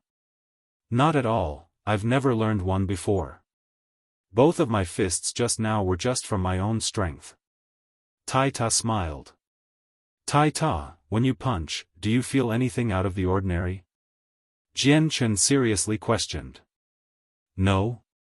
Everything seems normal, Changyang Xiangtian, why do you ask? Tai Ta was utterly confused on why Jian Chen had been so questioning. Seeing the vacant look on Tai Ta's face, Jian Chen gave up asking more. He knew that he wouldn't be able to get any answers even if he did, but the fists Tai Ta revealed just now left a huge question in his mind. Jian Chen didn't know just how a punch from Tai Ta could have such a strange sound that could also affect even his internal organs. Jian Chen, this is probably because of the golden blood in Tai Ta. That golden blood he has in him is really too strange, but it's all the more proof that Tai Ta is not an ordinary person. Ming Dong spoke. Thinking to himself, Jian Chen found there was Ming Dong a point to his words and gave up questioning it any longer. Let's go back then. Okay, we'll head back then. But you two have to keep this secret of mine between us three. Tai Ta pleaded with the two. Don't worry, we won't say a word. Jian Chen promised. Afterward, the three men began to walk back to the village. As soon as they arrived, they could see several dozen figures disputing with the weapon-wielding villagers. Upon seeing the dozen distinctly dressed figures, Tai Ta's eyes seemed as if they would spit fire with anger. Howling, he cried, "Those bastards came again. It seems like the lesson I taught them last time wasn't enough." With that, Tai Ta began to dash off toward the group. Tai Ta has returned, he's returned, Bro Giant has come back. Come quickly and beat these bastards up, kid, you've returned. Quickly throw these guys out. As soon as they saw Tai Ta return, every single villager looked as if a heavy weight had been lifted from their shoulders. They knew just how strong Tai Ta was, and as long as he was here, then those men would have no leg to stand on. When the distinctly dressed figures saw Tai Ta approach, their faces were startled and frightened because of him. However, as if a sudden thought had occurred to them, a confident smile appeared on their faces. Tai Ta quickly came to a stop in front of the villagers with a furious scowl aimed at the 10 newcomers. "You annoying guys came back again? Did you not get beat up enough by me? Tai Ta, you're too savage. We are men from the Xiao family. Our young master has already become a disciple of the Black Wind sect, and the personal disciple of the sect master himself. With his illustrious standing, you are nothing more than a blade of grass to him. How could you compete with us? If you continue to be so unbridled like this, then you'll be causing trouble for the entire village." One of the youths spoke. "As if I gave a shit who you are. Black Wind sect? I'm not afraid of them. Don't think that you'll be able to leave with her in hand. If you don't leave now, in fact, I'll make sure to use my fists to drive you out."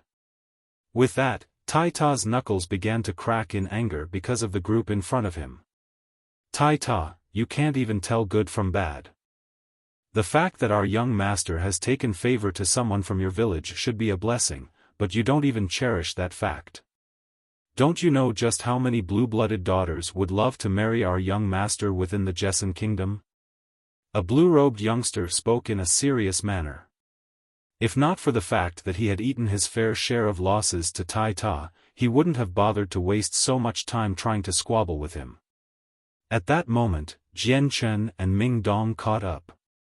Looking casually over to the group of well-dressed individuals, he asked, "Tai Ta, what's going on?" Furiously, Tai Ta explained, "The Xiao family saw that Sister Qiu Yu was quite pretty, and want to kidnap her to wed her to the young master of the Xiao family. They've tried multiple times already, but I've managed to beat them back each time. However, it's always been a short interval between each attempt. How annoying." The dozen men from the Xiao family could see that Jian Chen and Ming Dong were by no means ordinary figures due to their robes and presence. While they were aware that the two could be from an influential family, the men did not see the two as a serious threat at all. With the young master becoming a disciple of the sect master of the Black Wind sect, their family position within the kingdom would rise with the tide, making them a family that few would offend. "Who are you two? This is a matter between them and the Xiao family. Be sensitive and get lost. To offend our Xiao family is to offend the Black Wind Gate, a result that neither of you two would be able to afford." A 30-year-old young man pointed a finger at the two with a domineering presence and an unbridled voice. "Do you want to die?" Jian Chen's and Ming Dong's face darkened for a moment before Ming Dong cried out. An azure light streaked past as he instantly flew toward the one that spoke, and slapped him across the face with his palm. "Pa!" A clear resounding slapping sound could be heard before the young man was sent flying by Ming Dong's slap. Ruthlessly tumbling to the ground 3 meters away, he staggered back up with a face that was dripping with blood. Spitting out several bloody pieces of his teeth, the young man venomously glared at Ming Dong. As he opened his mouth to speak, the pain from the slap he received was far too much for him to withstand, forcing him to wince and close his mouth. "What tool are you to think you can speak to us like that?" Ming Dong glared in disdain at the youth. Ming Dong's powerful slap subdued everyone there. Regardless whether they were the men from the Xiao family or the people from the village. None of them could speak due to shock. The villagers all knew just how strong the Xiao family was in their hearts. With Ming Dong harming one of them by slapping them in the face, they were all worried about what the Xiao family would do in retaliation. The men from the Xiao family were astonished that Ming Dong would do such a thing, however. We're from the Xiao family. The young master of our Xiao family is the disciple of the Black Wind sect master. Do you really wish to offend our Xiao family and taste the consequence?" One of the youths cried out with fear and shock at Ming Dong. "I've never heard of the Xiao family or whatever it is. If your entire group wishes to live, then hurry up and get lost." Never come back to this place, otherwise even if I forgive you, my brother will not do the same. Ming Dong icily smiled. The men from the Xiao family were furious, but they could not speak even a word. Ming Dong's action of hurting one of their comrades had sent fear into their hearts. They knew that this youth was far stronger than Tai Ta and far more vicious as well. He wasn't willing to hold back in his strength at all. We're leaving.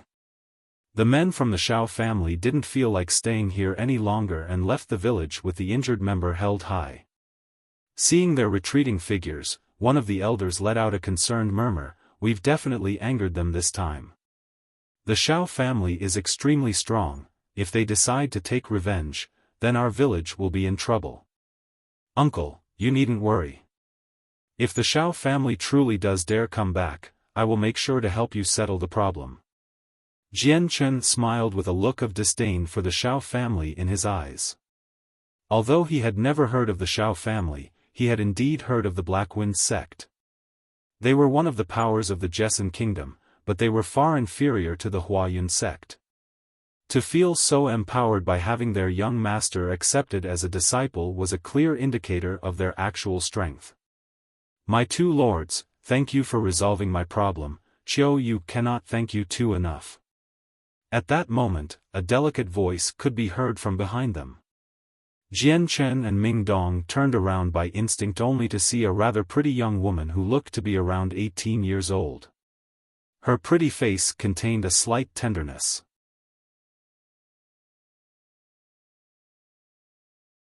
Chapter 538, Leaving for the Xiao family. Observing the delicate and sincere face of Qiu Yi, Ming Dong let out a mischievous laugh. "So you're Qiu Yi.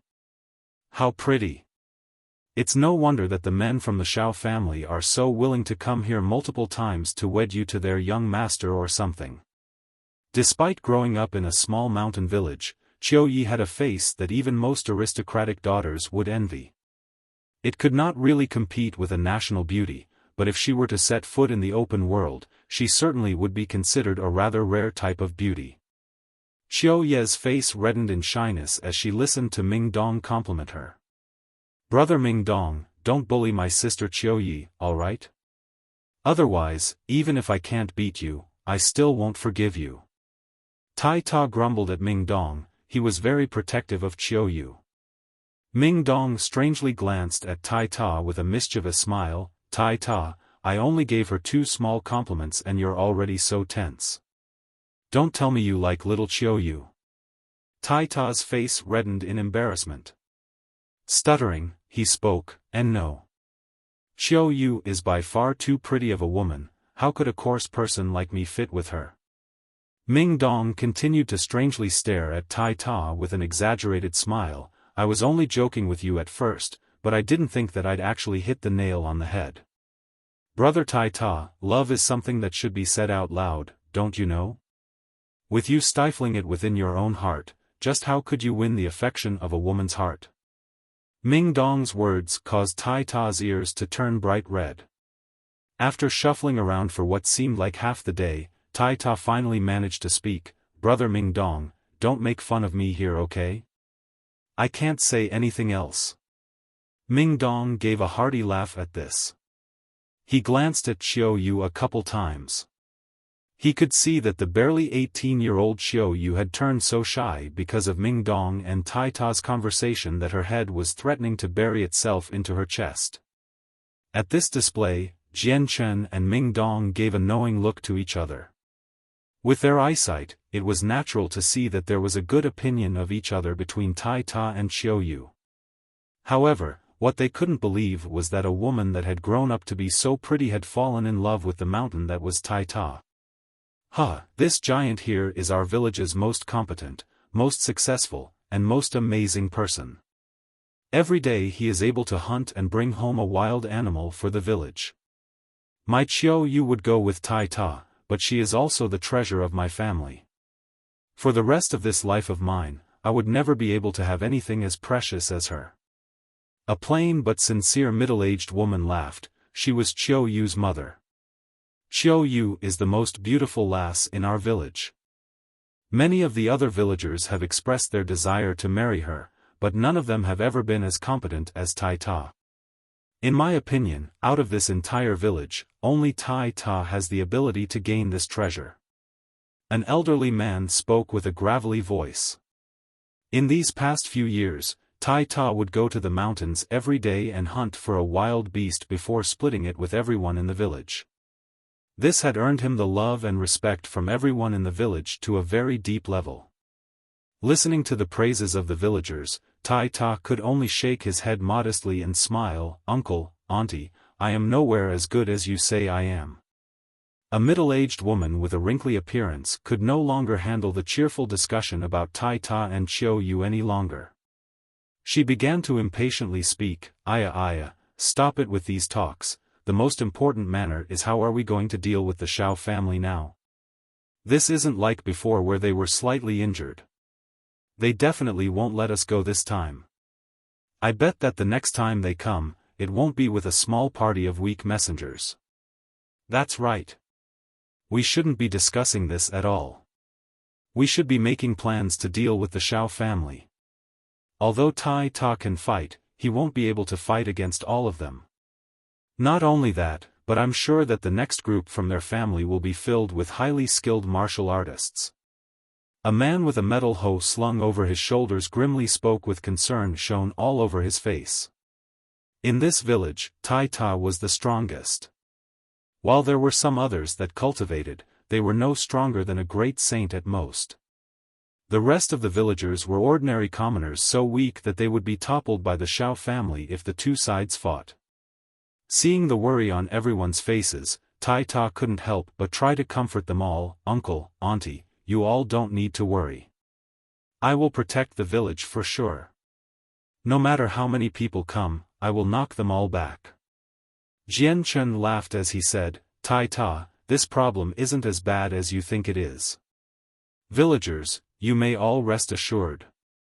Since this problem was caused by me, it would only be natural that I help you resolve it." Jian Chen's words had caused many of the villagers' faces to light up, prompting one of the middle-aged men to ask in a hurry, "My lord, is what you say true? Will you truly be able to resolve this problem?" From Jian Chen and Ming Dong's robes, the villagers could see that they were no ordinary people.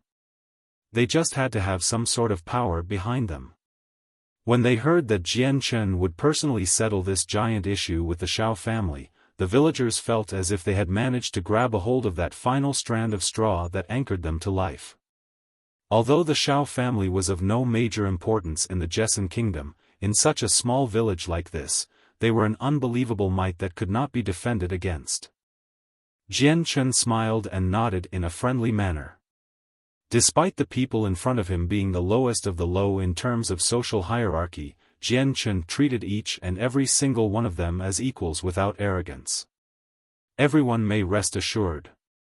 I will take care of this issue with the Xiao family and guarantee that they will never cause a commotion for the village again." Jian Chen confidently spoke.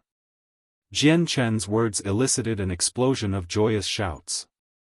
Everyone's faces revealed smiles of great joy.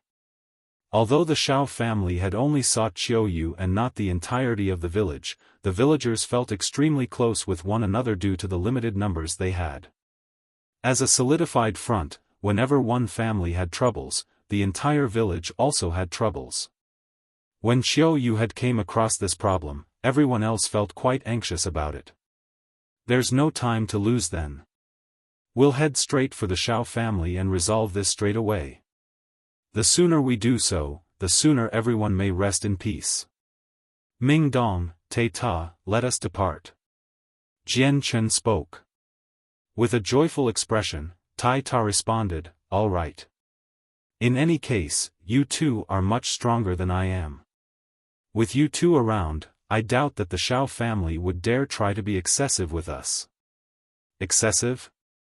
Ming Dong couldn't help but smile in contempt. "Who do you think my brother is? To have him personally come to the Xiao family is already giving them face. Just what right does the Xiao family have to dare be excessive to him? They wouldn't even have time to try and beg for our favor." After the plans were made, Jian Chen and the other two left the village and rushed to the Xiao family. The Xiao family was a clan that had been established only a few dozen years ago.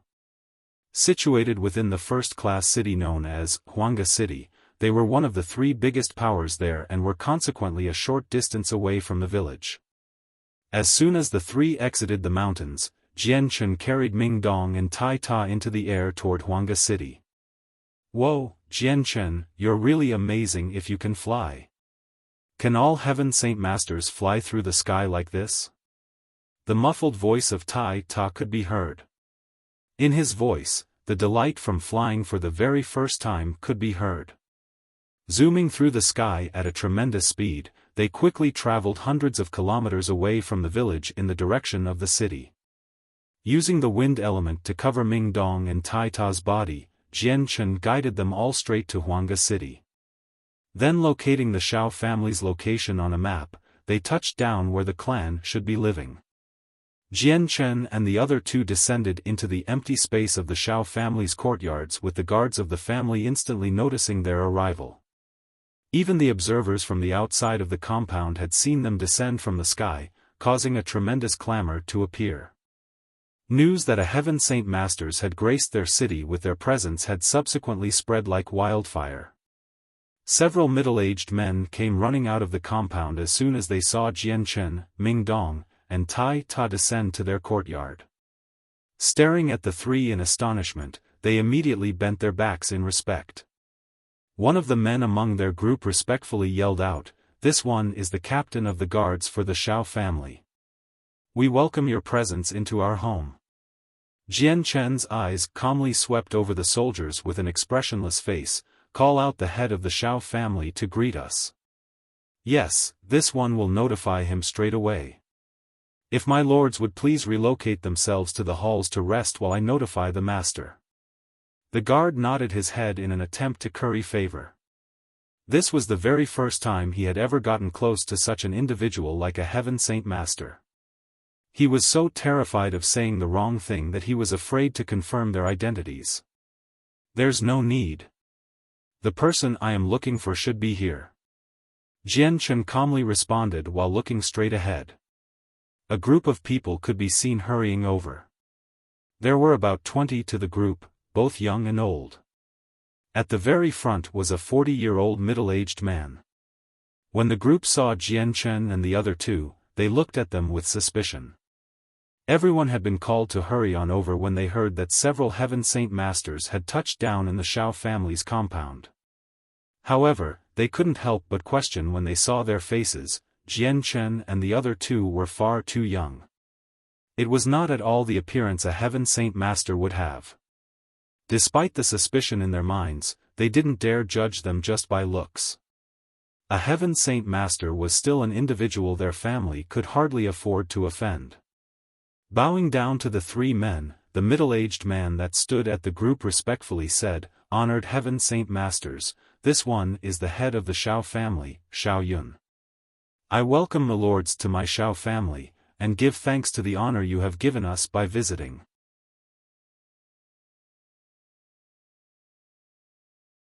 Chapter 539, Tai Ta enters the party. There is no need for Lord Xiao to be so courteous. This one is Changyang Xiangtian. I came here today to discuss business with the House of Xiao. Jian Chen spoke in a moderate manner. However, when the name Changyang Xiangtian was heard, everyone from the Xiao family was stunned. Staring in disbelief at the young but handsome face of Jian Chen, their eyes simply couldn't believe it. If this one may ask, are you possibly the very same Changyang Xiangtian as the fourth master of the Changyang clan? The head of the Xiao family's voice trembled as he inquired. The name Changyang Xiangtian was equivalent to a clap of thunder to his ears. It was a very famous name in the Jessen kingdom. Not only was he a genius chosen by the heavens, he also became a Heaven Saint Master just after entering his 20s, and he became an imperial protector for the kingdom, a position that even the king himself would not be able to outshine. That is indeed this one, Jian Chen declared. The faces of even the highest-ranking members of the Xiao family immediately changed. Bowing deeply to the ground, they called out, "We pay our respects to the imperial protector." At this, there were fluctuations to the voices of the men from their respect and admiration. For the imperial protector of the Jessan kingdom to suddenly appear within their home, it was a great honor to the house of Xiao. But what made them worried was that the imperial protector had come out of the blue, meaning that it was unknown whether he would bring fortune or misfortune. Respectful and honored imperial protector, please come and take a seat within our halls. Allow the Xiao family to play host to the best of our abilities. The head of the Xiao family respectfully but nervously spoke, that won't be necessary. Lord Xiao, this one has come to deal with something that requires a discussion. After it is resolved, this one will be leaving. Jian Chen replied.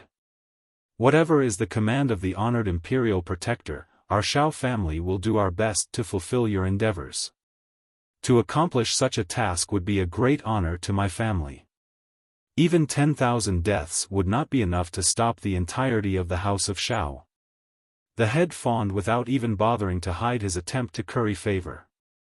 Previously, if one were to inquire which party was the strongest within the Jessan kingdom, it would without a doubt the Huayun sect besides the royal family. However, after the failed invasion of the Jessan kingdom by the Four Kingdoms, the situation had drastically changed. At the current moment, the Changyang clan held the title of the strongest, whereas the Huayun sect and the royal family couldn't even compare. Even if the 500,000 strong elite soldiers from the Qinhuang kingdom were to be excluded from the garrison troops at Lore City, the Changyang clan had far more Heaven Saint Masters tucked away within it than the entirety of the Jessan kingdom at its golden age. The fact that a dozen or so Heaven Saint Masters defeated the ones from the Heavenly Eagle kingdom was no secret either.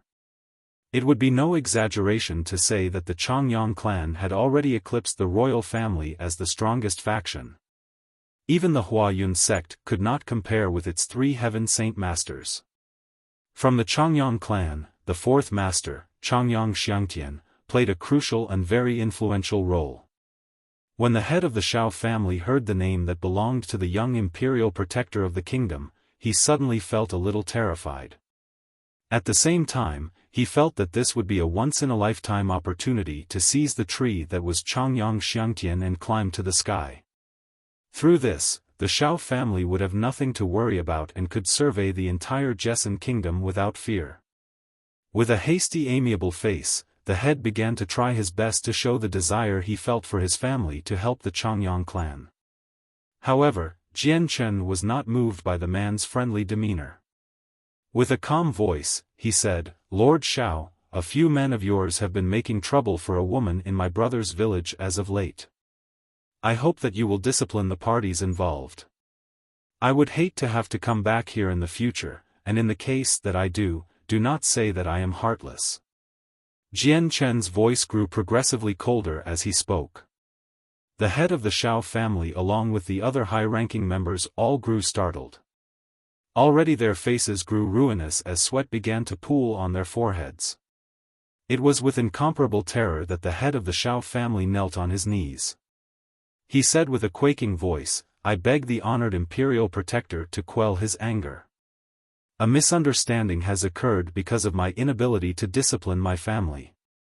I, Xiao Yun, will strictly punish those few men and return a satisfactory compensation to the imperial protector. This slight from my family will not be repeated. I hope you will do as you say. I will not look into the matters of the past, but there better not be a next time. Jian Chen icily replied. There won't be a next time, I can guarantee it. Huayun hurried to respond with terror. He was already keenly clear that if the 4th master of the Changyang clan were to act against his Xiao family, then even the Black Wind sect they had tried so hard to become friends with would be helpless to do a thing for them. Even the Huayun sect, which was many times stronger than the Black Wind sect, would be unable to go against the Changyang clan. Such an act was unthinkable for any weaker sect like the Black Wind. Go and apologize to the villagers in person. Jian Chen spoke. Yes. I will do as instructed straight away. The man nervously bobbed his head up and down without daring to speak back. Seeing that an agreement had been made, Jian Chen nodded his head in satisfaction. Looking back to Tai Ta, he asked, Tai Ta, are you happy with how this problem has been solved? Ha ha ha, very satisfied. Changyang Xiangtian, you really do have a great face. I didn't think that you would be able to solve this problem so easily. Tai Ta happily laughed. The fact that the problem with the Xiao family had been resolved with barely any energy made him feel very cheerful. Now that we've concluded this business here, let's return. With that, Jian Chen began to will the wind element to carry Ming Dong and Tai Ta up into the air. Within several seconds, the three of them disappeared into the horizon. The entire Xiao family watched Jian Chen and the other two fly away. They all let out sighs of relief when they could no longer see the three. Standing there with some lingering fear, everyone's faces were drenched with sweat. Letting out a sigh to release the tension he felt, Xiao Yun's facial expression hardened as he looked at the other power-wielding members of the family. He ordered, I want you all to search for the ones who dare defend the fourth master of the Changyang clan at once. Search them out, and do not let them off. Yes, my lord. Everyone obeyed with equally serious expressions. They were all crystal clear that this case had given the entire family a giant heap of trouble, in fact, possibly a colossal amount of trouble. Jian Chen, Ming Dong, and Tai Ta all flew back to the mountains at a fast speed before finally touching down in a vegetation-filled area to walk the rest of the way to the village. After entering the village, Tai Ta excitedly told the villagers the happy news that Jian Chen had resolved their issues. It was with great joy that the entire village began to look at Jian Chen and Ming Dong with feelings of appreciation. For a good while, only thousands of words of appreciation were spoken for the two. After appeasing the villagers, Jian Chen was pulled into talking with the other villagers by Tai Ta while his mother went off to the kitchens to cook up plenty of dishes to receive Jian Chen and Ming Dong. Hey, Changyang Xiangtian. I recall that back in Kargath Academy, our strengths were pretty much the same. How is it after these few years, you've become so strong? Don't tell me that you have some sort of secret to make yourself stronger, teach me it then. Tai Ta gave a pleading look to Jian Chen. On the continent, practically every cultivator desired a way to increase their own strength. Even the honest and straightforward Tai Ta was no exception. With a hearty laugh, Jian Chen replied, of course there is a secret, but whether or not you can take the same road I do is unknown. What secret is it? Tell me now. I, Tai Ta, will definitely become as strong as you. Even the head of the Xiao family was bent into submission by you. If I can become just as strong as you, then I could let the village live a generation filled with peace. Tai Ta spoke with excitement. This secret's nothing complicated, even I could tell you. Ming Dong spoke first. Tai Ta, if you wish to increase your strength in a flash, the best method would be to explore the outside world and gain some experience. If you waste your time in a village with your talent, it would only stifle your future. Not only is the outside world brilliant, it will teach you many things and is far stronger than the village here. Tai Ta pensively scratched his head, really? I guess what you say has some sense to it. Back in Kargath Academy, Changyang Xiangtian wasn't too far away from me in strength, but after that, he left Kargath Academy to wander the continent. After so many years, I didn't think that his strength would be so strong as it is now. Could the experience gained from traveling the Tianyuan continent be truly that great on gaining experience in a short period of time? Tai Ta, Ming Dong isn't lying. It's only when you go out and explore the outside world that your strength will improve quickly. You'll learn plenty of things that you would never have been able to experience or see. It's fortunate that I have a mercenary group that I'll be developing in the next 2 days. As of right now, I need some manpower to help out, so if you're willing, you might as well join my mercenary group. In the future we can all venture the continent and develop this mercenary group even more to become the strongest group in the continent. Jian Chen spoke. Tai Ta's eyes began to sparkle with some excitement as he spoke, then wouldn't that mean we would be able to travel together? Of course. Jian Chen laughed. Great then. Tai Ta, will follow in whatever you guys will do. Wherever you go, I will go. Tai Ta responded with an excited face. After successfully inviting Tai Ta to join the Flame Mercenaries, Jian Chen revealed a happy smile. Tai Ta, then why don't you say your goodbyes to the village? Tomorrow, we'll go back to my home for a trip and then we'll introduce you to my friends. On the second morning, Jian Chen and the two gathered all the villagers to give their goodbyes before leaving the village.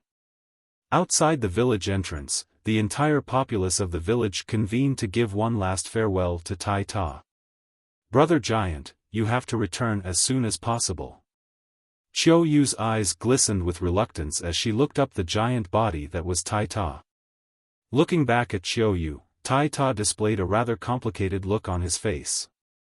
Waving his hands, he said, Sister Qiu Yu, I'll come back as soon as possible.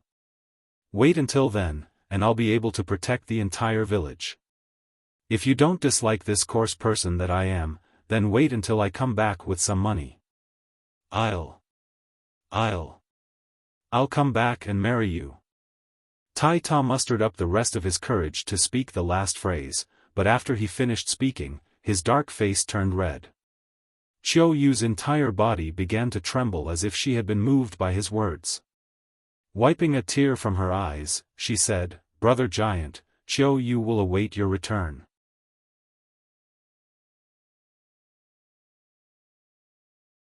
Chapter 540, Leaving for the Blue Wind Kingdom. After leaving the village, Jian Chen, Ming Dong, and Tai Ta flew straight to Lore City. After about 2 hours of leisurely travel, they finally arrived back in Lore City where they then walked straight to the Changyang clan. We pay our respects to the fourth master.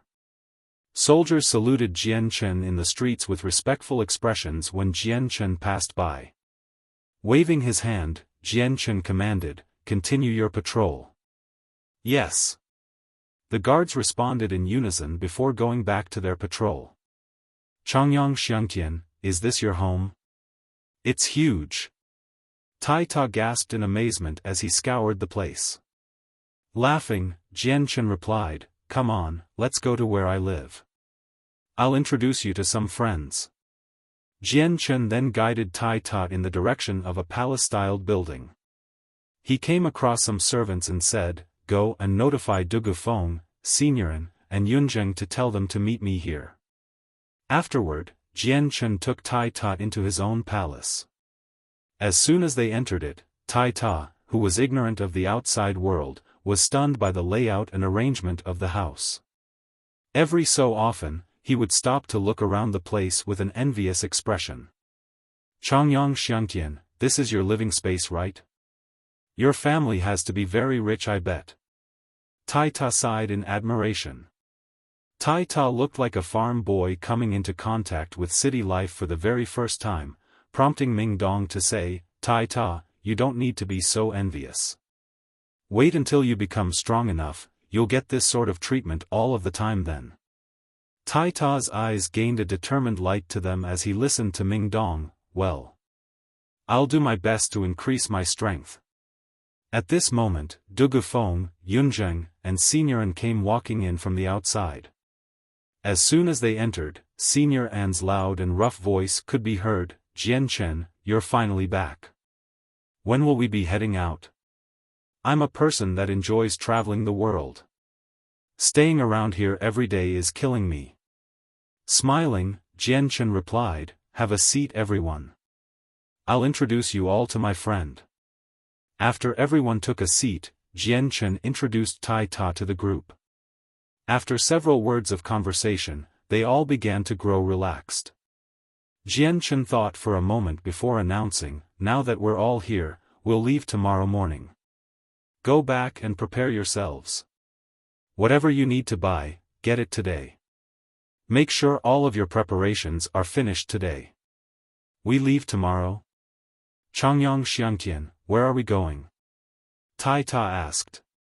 The Blue Wind Empire. After leaving his room, Jian Chen went off to find his parents Changyang Ba and Bai Yuntian so he could explain his departure.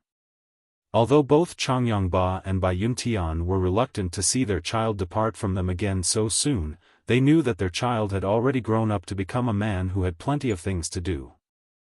There was no way Changyang Xiangtian would be able to reside in their home his entire life, so the two parents clamped down on their thoughts and spoke nothing more.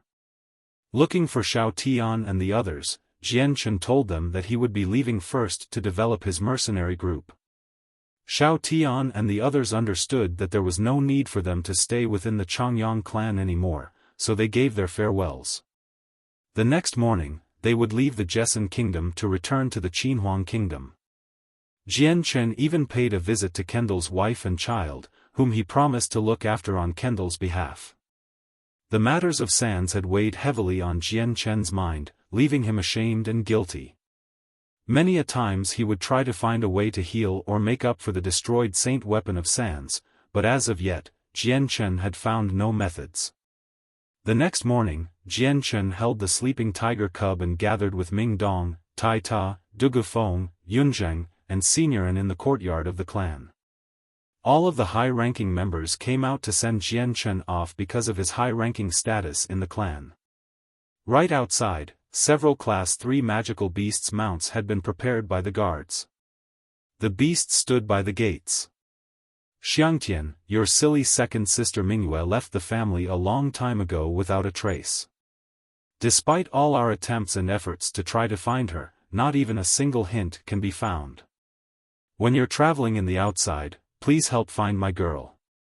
The second aunt Yu Fengyan implored Jian Chen. For her daughter to disappear without a trace for so long, made her worry as a mother. Second aunt, rest assured, I will definitely try my best to find second sister. Jian Chen seriously replied. His second sister Changyang Mingyue had cared for him in the past. So now that she had disappeared, even Jian Chen worried for her. Bai Yuntian pulled Yu Yu's hand toward Jian Chen. Xianger, with your strength, you could travel across the outside world and very few people capable of attacking you. Why not bring Yu Yu with you? She grew up in the Imperial Palace her entire life. The only other place she knows of is Kargath Academy. The outside world is still unknown to her, so it would be a good thing to relieve Yu Yu's boredom. Jian Chen glanced at Yu Yu. She was wearing a short skirt today with a very casual amount of makeup. It gave her a rather heroic demeanor while she stood shyly by Bai Yuntian's side. Everyone could already see that she was prepared to travel long distances by the way she was dressed. Thinking for a moment, Jian Chen felt that he wouldn't come across anything too dangerous while he was in the Blue Wind Kingdom. Combined with Yu Yu's preparations to travel, there was no way he could easily decline. At last, he finally agreed to the request with a smile. Very well. If Yu Yu wishes to travel outside to relieve her boredom, then why not let her travel with us? The princess' face revealed a happy smile at those words. Ever since she was young, the princess would rarely be able to see what the outside of the palace looked like. Bidding farewell to everyone from the clan, the party of 7 finally mounted their magical beasts and began to set off away from Lore City. After leaving Lore City, Jian Chen continued to the area where the Eastern deity swords were garrisoned on the outskirts of Lore City. Upon seeing the 3 generals, Jian Chen spoke a few words to them before leaving the camp on his mount. Qin Wuming and the other 2 generals watched Jian Chen and his group ride away into the distance until they disappeared from view. Speaking up, Qin Wutian asked, Father, now that the business in the Jessen kingdom is over and the imperial protector himself has left, when should we leave? Qin Wuming just laughed, withdrawing our troops from here? That'll be hard. Quite hard indeed. Even if we rush to the Qinhuang kingdom, it'll take well over a year with the speed of our army. Although the space gate from the Dazhou kingdom is nearby, it would take a large amount of monster cores. In fact, it'd take an exorbitant price. Does that mean our army will be garrisoned here then? Qin Wujian asked. Qin Wuming nodded his head. Correct. Originally, when His Majesty ordered 500,000 of our soldiers to go to the Jessen kingdom, he hadn't planned on their return. The Jessen kingdom is far too weak, but with the connection between the imperial protector and the royal family of the kingdom, we cannot afford to offend either side. Thus, His Majesty had decided to assist the Jessan kingdom while also helping out the imperial protector himself. With his talent, he will eventually become a saint ruler later in his life. So to rope in such an individual without enticement and investments would be foolhardy. I see now. Father, then will the three of us remain here in this place as well? Qin Wujian asked. Qin Wuming smiled, remaining behind here isn't too bad of a thing purse. A saint ruler is an extremely great entity. In their eyes, we heaven saint masters are just ants that aren't worth considering. As of right now, the imperial protector hasn't yet become a saint ruler, so this is a good chance for us to foster a good relationship with him. When he breaks through to become one, then we'd be able to have him help us with any trouble we might come across. Even more so, if we have the support of the imperial protector, then even the army wouldn't complain or be too impudent. I understand now. This was all planned by His Majesty himself. Indeed, this is a good chance. If the imperial protector becomes a saint ruler and is willing to back us, then Father will even have the chance to be promoted to be the general of the kingdom's army. Qin Wujian spoke in realization.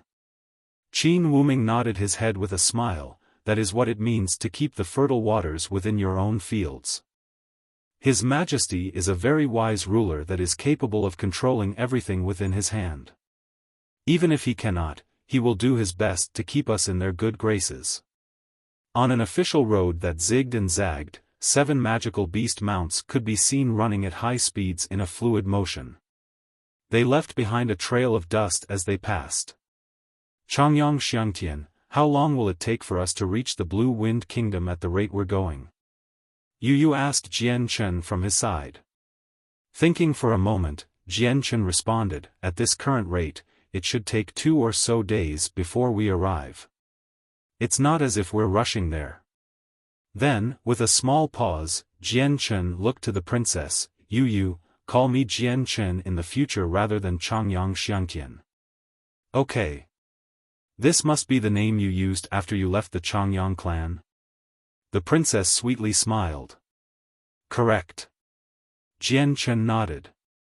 So you changed your name. No wonder I never heard about you when teacher said the Changyang clan couldn't find you. Jian Chen's a fine name to hear though. Changyang Xiangtian, I'll call you that from now on as well. The group of people continued to laugh and chat to each other as they traveled. When it came to thinking about the mercenary group he had once commanded, Jian Chen's thoughts practically flew over to Wake City. After so many years have passed, he was unclear just how the mercenary group developed.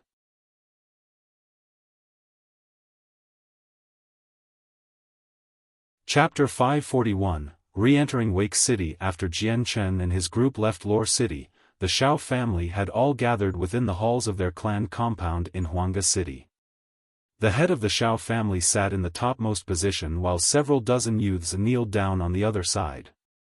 If Jian Chen and Tai Ta were here, they would be able to confirm that these youths were the very same ones that tried to kidnap Qiu Yu from the village. A report for the Lord. We've made a concise investigation, and these are the ones that offended the 4th master of the Changyang clan. One of the bulkier-looking men cupped his hands as he gave his report. The head of the Xiao family, Xiao Yun, stared dangerously at the few men. His frosty eyes made the youths afraid to respond or even look up. Your forgiveness, my lord. Please forgive us. We didn't know that they were men from the Changyang clan. We only knew that a female villager was rather pretty, and we wished to have her wed to the young master. We did all of this with the young master in mind. My lord, please spare us. We won't dare do such a thing again, my lord, please give us one more chance, please forgive us this once. The youths all knew that they had invited disaster upon themselves. Thus they knelt down and wept for forgiveness. Snorting, Xiao Yun replied, drag them out and break both their legs. Yes. The middle-aged men nearby replied. Then calling for several guards, they dragged out the youths to break their legs. Tie them up and prepare them as gifts. We shall head to that village to apologize. Xiao Yun commanded. For the grand and mighty head of the Xiao family to personally come to apologize to a mountain village, showed just how importantly he viewed this matter. The Cross Mountains was the Tianyuan continent's largest magical beast mountain range. It traversed across the entire continent, bisecting the continent in two. The mountain range took up a sizable portion of land. An endless amount of magical beasts existed within the Cross Mountains. A veritable paradise for magical beasts to congregate at. Many of the Class 6 magical beasts on the continent lived there. Very few of them lived anywhere else. Furthermore, legend had it that within the depths of the mountains existed several Class 7 magical beasts. As a result, the Cross Mountains were designated a forbidden zone for humanity. Any human that tried to enter the Cross Mountains would never find their way back alive. So, the very depths of the Cross Mountains have existed as a forbidden zone for thousands and thousands of years. Even Heaven Saint Masters were afraid of taking a single step into this land. At this moment, within the depths of the Cross Mountains, stood a 3-meter-tall middle-aged man. This man had a very stalwart in physique. The veins in his body glowed with a golden color. His copper-like muscles bulged as a sign of well-development, and the only clothes he wore was a single pair of shorts that stopped short of his knees. Both of the man's hands drooped down as he stood with hesitation in this area. His eyes flickered with an uncertain light as if unsure of something. Right where he was standing was the common boundary between the abyss of the mountains and the outer world itself. The entire Cross Mountains have been searched already, but the winged tiger god cannot be found. Even Rumgina's presence has completely vanished. It appears that she has already brought the winged tiger god from Cross Mountains a long time ago and into the territory of man. If we wish to kill the winged tiger god, then we will have to step into that territory. The man muttered to himself with knotted eyebrows. Guinness has already violated the treaty we have with mankind. Should I reveal this information and let the human experts deal with them? The man thought for a moment before quickly shaking his head. No, that won't do. This involves the ancient mythological winged tiger god. A matter like this is far too important to allow humanity to realize the problem. If they find out and find a way to tame the winged tiger god while it's still a cub, then it'll be a tremendous calamity for the entire magical beast race. It appears that we cannot allow the cub to remain in the human territory. We must kill it, but the moment I step into the human's territory, at this the man's voice began to falter as his eyes began to reveal a deep shade of fear. After a moment, another gleam that would cause anyone to shiver appeared in his eyes. As if he was finally determined, he growled, "The experts of humanity have all hidden themselves. As long as I am careful, they won't find me." With that, the man took a determined step forward across the boundary between the Cross Mountains and the outer world. His body began to glimmer and shake for a moment before shooting off at an inconceivable speed, finally blinking out of sight. 2 days later in the stronghold of the Blue Wind Kingdom, a group of mercenaries could be seen slowly escorting a caravan of goods. Among the crowd were 7 Class 3 magical beasts traveling at a leisurely pace. Sitting on top of these magical beasts were 6 males and a single female. Although they wore plain clothes, their presences were regal and unordinary by any sense of word. Even the people around them didn't dare get too close, and kept a healthy distance as if afraid of unknowingly offending someone of unusual power. After 2 days' worth of traveling, Jian Chen and his group had finally arrived at the Blue Wind Kingdom. After entering the interior of the kingdom's territory, Jian Chen didn't stop. They continued on toward Wake City. The Class 3 magical beasts continued to move at a rapid pace through the lands. They left behind a trail of dust that looked like a single dust dragon from far away. By the end of the day, when the moon had started to rise, Jian Chen's group finally arrived at Wake City. The horizon was already growing a dusky light with the last half of the sun nearly out of sight. The light that radiated from the sunset was enough to illuminate half of the sky. There weren't many travelers moving to and from the gates of Wake City, so only several dozen weary soldiers were guarding the gates. Jian Chen's group of travelers slowly made their way to the gated entrance of the city. Seeing the battle-worn city walls, Jian Chen felt a complex emotion arise on his face as if reminiscing about something. Wake City was a tiny third-class city. In this place, Jian Chen had struggled with no small efforts to survive. His struggles had left deep impressions on him. Each step he took here seemed to link to yet another memory fragment in his mind. Ming Dong stared curiously at the old-fashioned walls of Wake City before speaking up. Jian Chen, your mercenary group is staying in this city? Jian Chen nodded once. But it has been a long time, I'm not quite sure if they're still in Wake City. With that, Jian Chen and the others entered the city.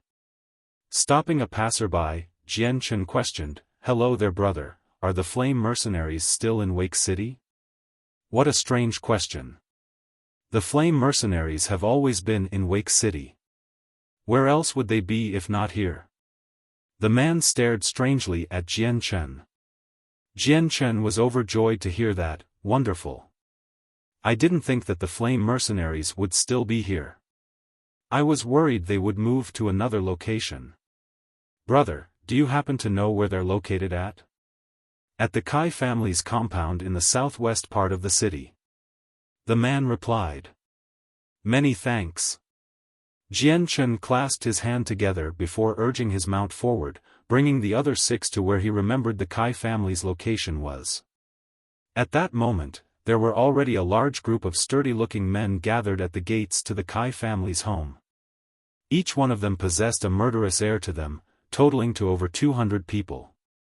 Right in front of them were 3 middle-aged men and a single elder standing side by side in a single line in front of the gates. Standing behind these 4 was yet another large group of people with frosty glares of their own. One-armed warrior, your Defiance mercenaries are intolerable with your bullying. Although our flame mercenaries may not be as strong as we once were, that doesn't make us easy targets. Do you really think we'll stand for the annihilation of our group? We'll ensure that your Defiance mercenaries lose just as much as you gain. The elder standing in front glared dangerously at the group in front of him. Standing at the very front was a man with a single arm. Laughing, he spoke, "Flame mercenaries, if this were the past, then your group would have the strength to go against my group. With how things stand now, I, the one-armed warrior, really don't see you as a threat. If you don't want to die, then cooperate with us. Join with my Defiance mercenaries and we won't treat you unfairly." Humph, hoping to annex the flame mercenaries into your Defiance mercenaries is nothing more than the dreams of a madman. The brethren of the flame mercenaries are not cowards. We will not accept this. A middle-aged man spoke from in front of the gates. Qing Feng, I know that you are not cowards. You are a man in the truest sense of word and thus I respect you. However, your flame mercenaries cannot compare to my Defiance mercenaries in battle, so why not join with us and help expand the Defiance mercenaries? When we become the Blue Wind Kingdom's strongest mercenary group, I will award you all for your services. From here on out, endless glory and splendor will await us. What is there to disagree with, eh? It's not worth your life to squabble over this. The one-armed man laughed. Humph, if not for the absence of the captain of our flame mercenaries, then your Defiance mercenaries wouldn't even have the chance of going as you please in Wake City. You'd be thrown out before you'd start. Mo Tian gnashed his teeth. The captain of the flame mercenaries? Ah, you must be talking about Jian Chen. I've heard about him before, a single man who destroyed the Zhou mercenaries and the Zhou clan by himself before also eliminating the Tianxiong clan in Wake City. Then, he even fought with a Class 5 magical beast with his skill. Tut tut, what a strength he has. Not bad at all, even I have no choice but to admire him. By this point, the one-armed man had a taunting look on his face as he continued to speak. But what a shame, your captain isn't here. He went off to participate in the gathering of the mercenaries. Humph, what a egotistical brat with no knowledge of the world. With just the small amount of fame he achieved in this small city, he thought he was undefeated in the world and joined the gathering of the mercenaries. He should have realized that area is a world that only Earth Saint Masters can survive in. Without that strength, just how could he participate in it? He most likely died in Mercenary City, so how could he even come back to Wake City?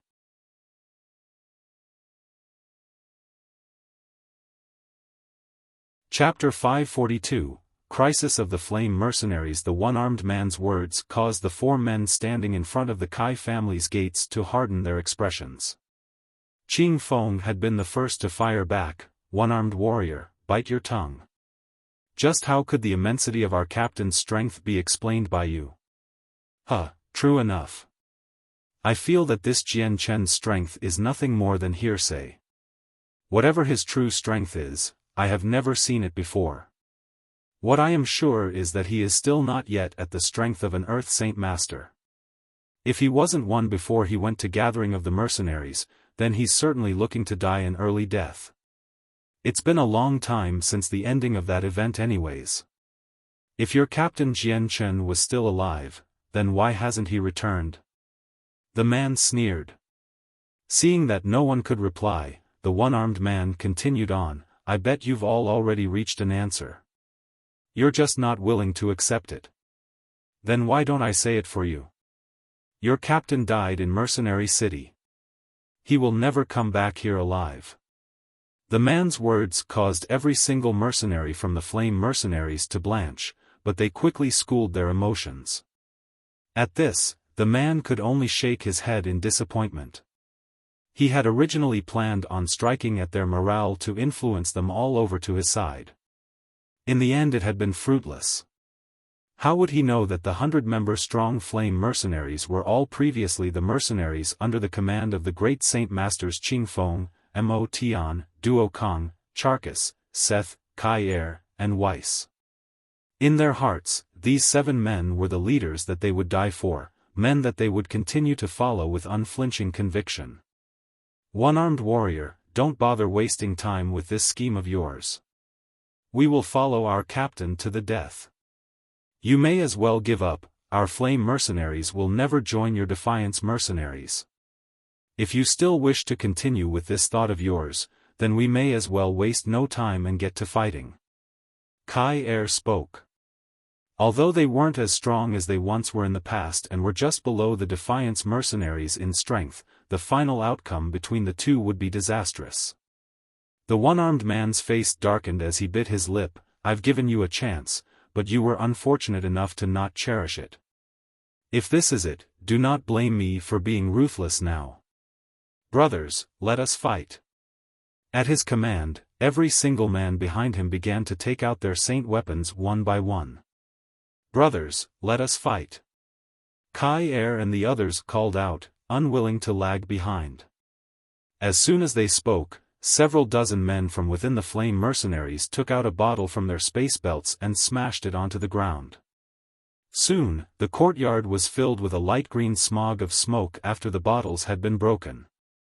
The smog obscured the sight of everyone. The actions of these men confused the surrounding Flame Mercenaries. Flabbergasted, they all looked around without any understanding of what was happening.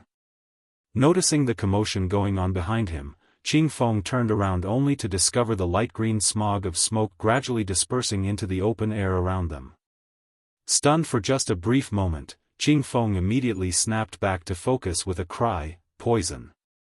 Everyone hold your breath. Ha ha ha, it's too late for that. The one-armed man laughed in an unrestrained manner from outside the courtyard. You. Mo Tian furiously glared at the man with a frightening expression. His eyes gleamed with a furious and unrestrained killing intent as he ground his teeth. One-armed warrior, I took you to be a man. To think that you'd actually use such a two-bit method, I've misjudged you. Ha ha ha, what method isn't useful? Let me tell you, as long as a method brings you victory, then it is a good method. If you want to survive on the continent, then you can't afford to be inflexible. Otherwise, you won't survive for long. The one-armed man laughed. Take an antidote, now. Kill the traitors in our ranks. Kai Er whirled around to command the flame mercenaries. Needless to say, the members of the flame mercenaries had already taken out several antidotes from their space belts. Administering them, they turned to face the traitors that had tried to poison them with infuriated glares and murderous auras. After taking several steps forward, each one of the mercenaries had paused with a pained expression on their faces. Coughing, they all began to cough out blood from their mouths as the poison within them finally took effect. Kai Er, Mo Tian, Qing Feng, and Charkis were startled by this sight. What a strong poison. One of them couldn't help but cry out. Pleased with himself, the one-armed man smiled, of course. This is a poison I synthesized after paying a heavy price. It isn't any normal type of poison, it has 2 steps to it. The first step is to use a type of poisonous seed that'll hide itself within your body without detection. It'll slowly germinate and grow within your body bit by bit without any of you ever noticing.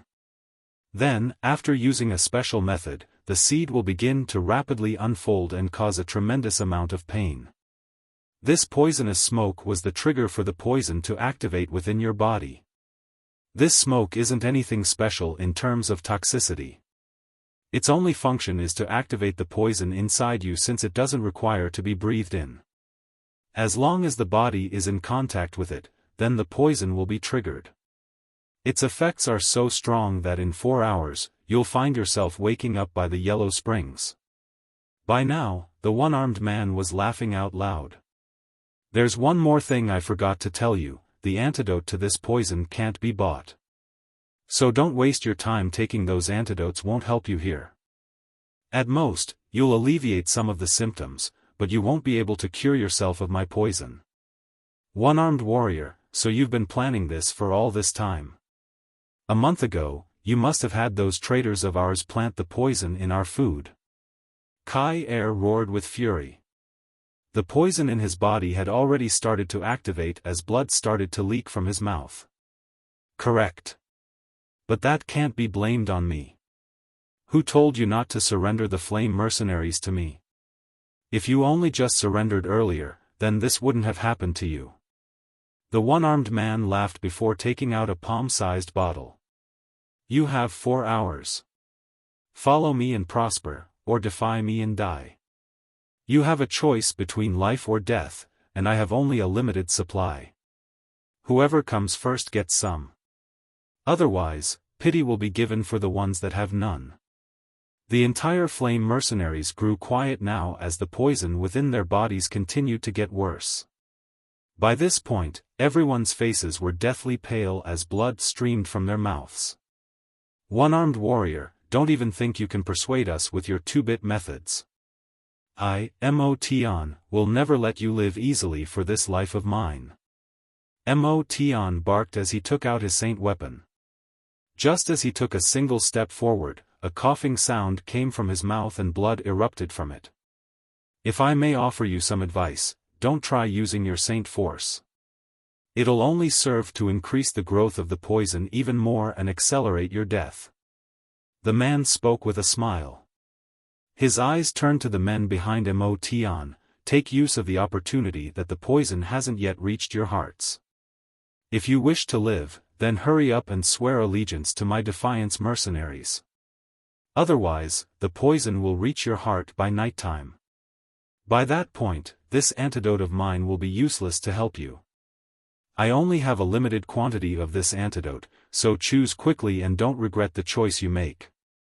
After a moment, there were finally several mercenaries that didn't wish to die. One by one, they slowly walked out of the compound.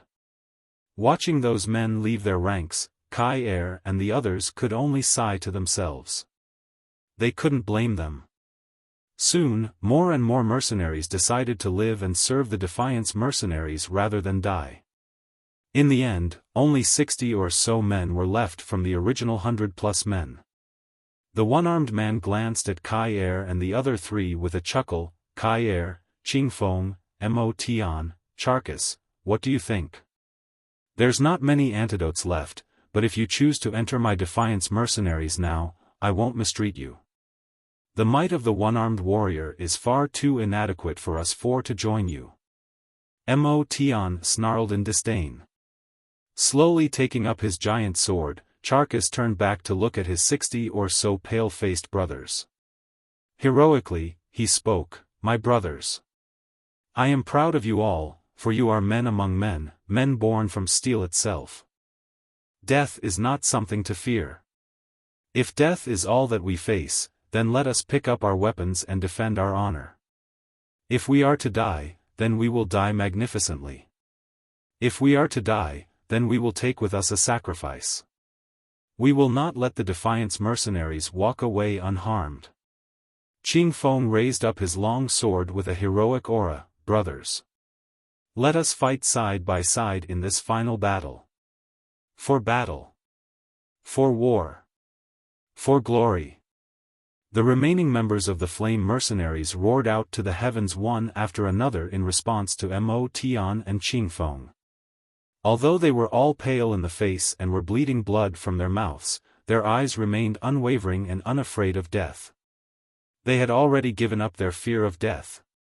At this sight, the one-armed man's face darkened. Snorting, he spoke, "If you wish to die, then I'll grant you all that favor. Kill them all."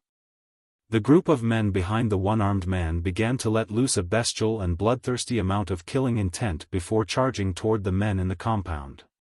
Suddenly, a red glow of light exploded into view as a single flaming longsword came flying at tremendous speeds from the other end of the road. In an instant, it impacted the ground in front of the compound. With a tremendous explosion of energy, the men from Defiance mercenaries were immediately reduced to a pitiful state.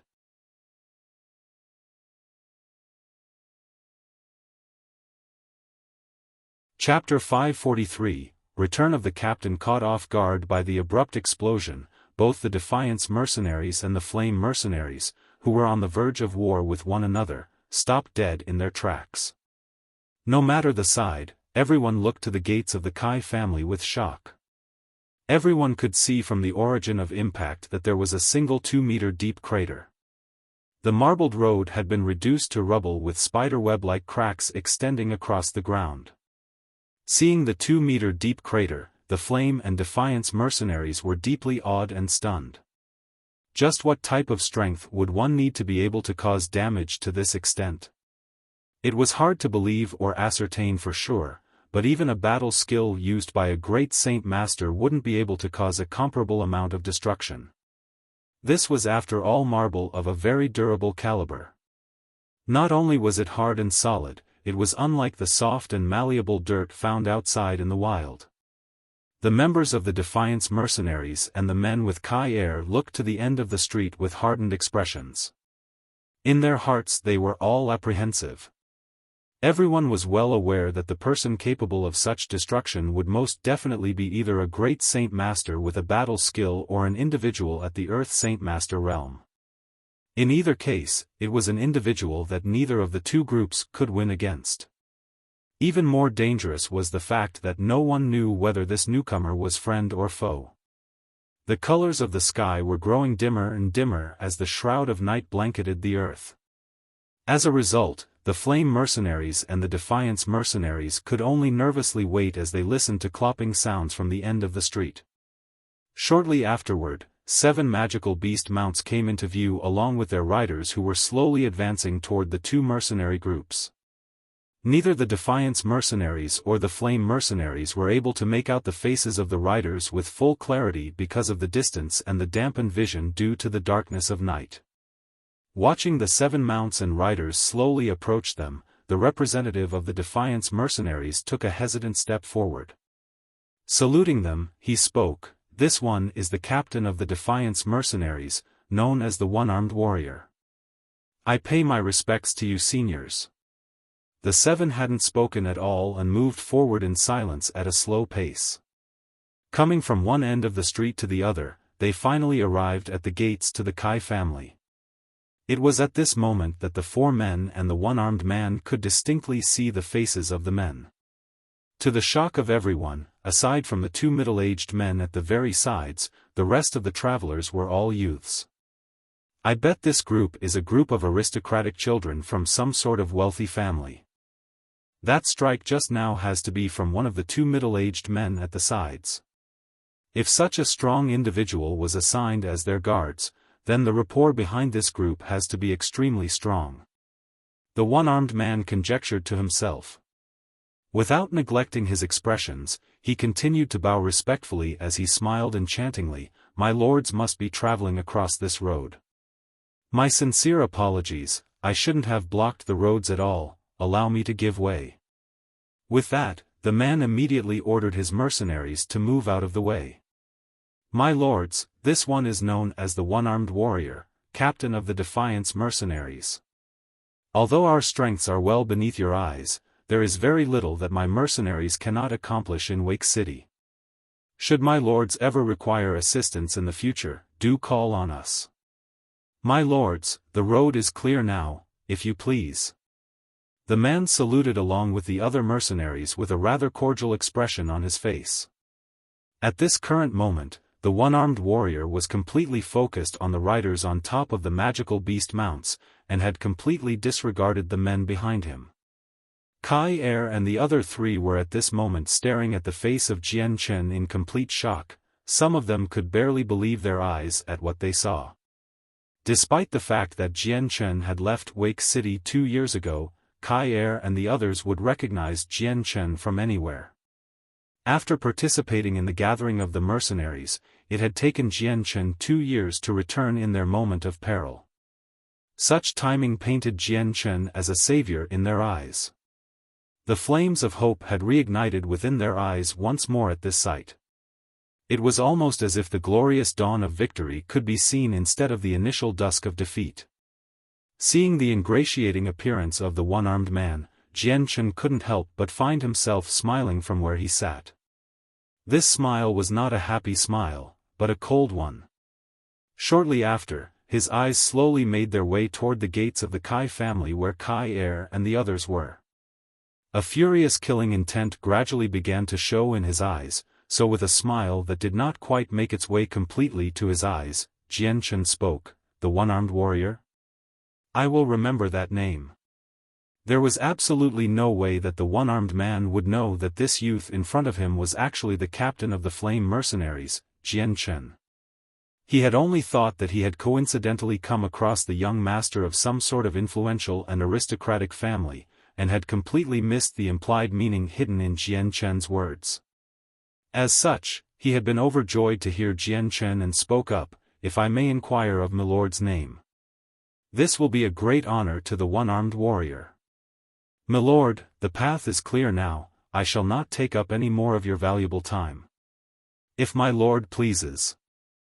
A cold smile remained on Jian Chen's face. "One-armed warrior, who says that I was passing by on this road? My destination is here in fact." The man was startled into silence at these words. The light in Jian Chen's eyes immediately frosted over as a tremendous amount of killing intent began to leak from his body and enshrouded the other man in it.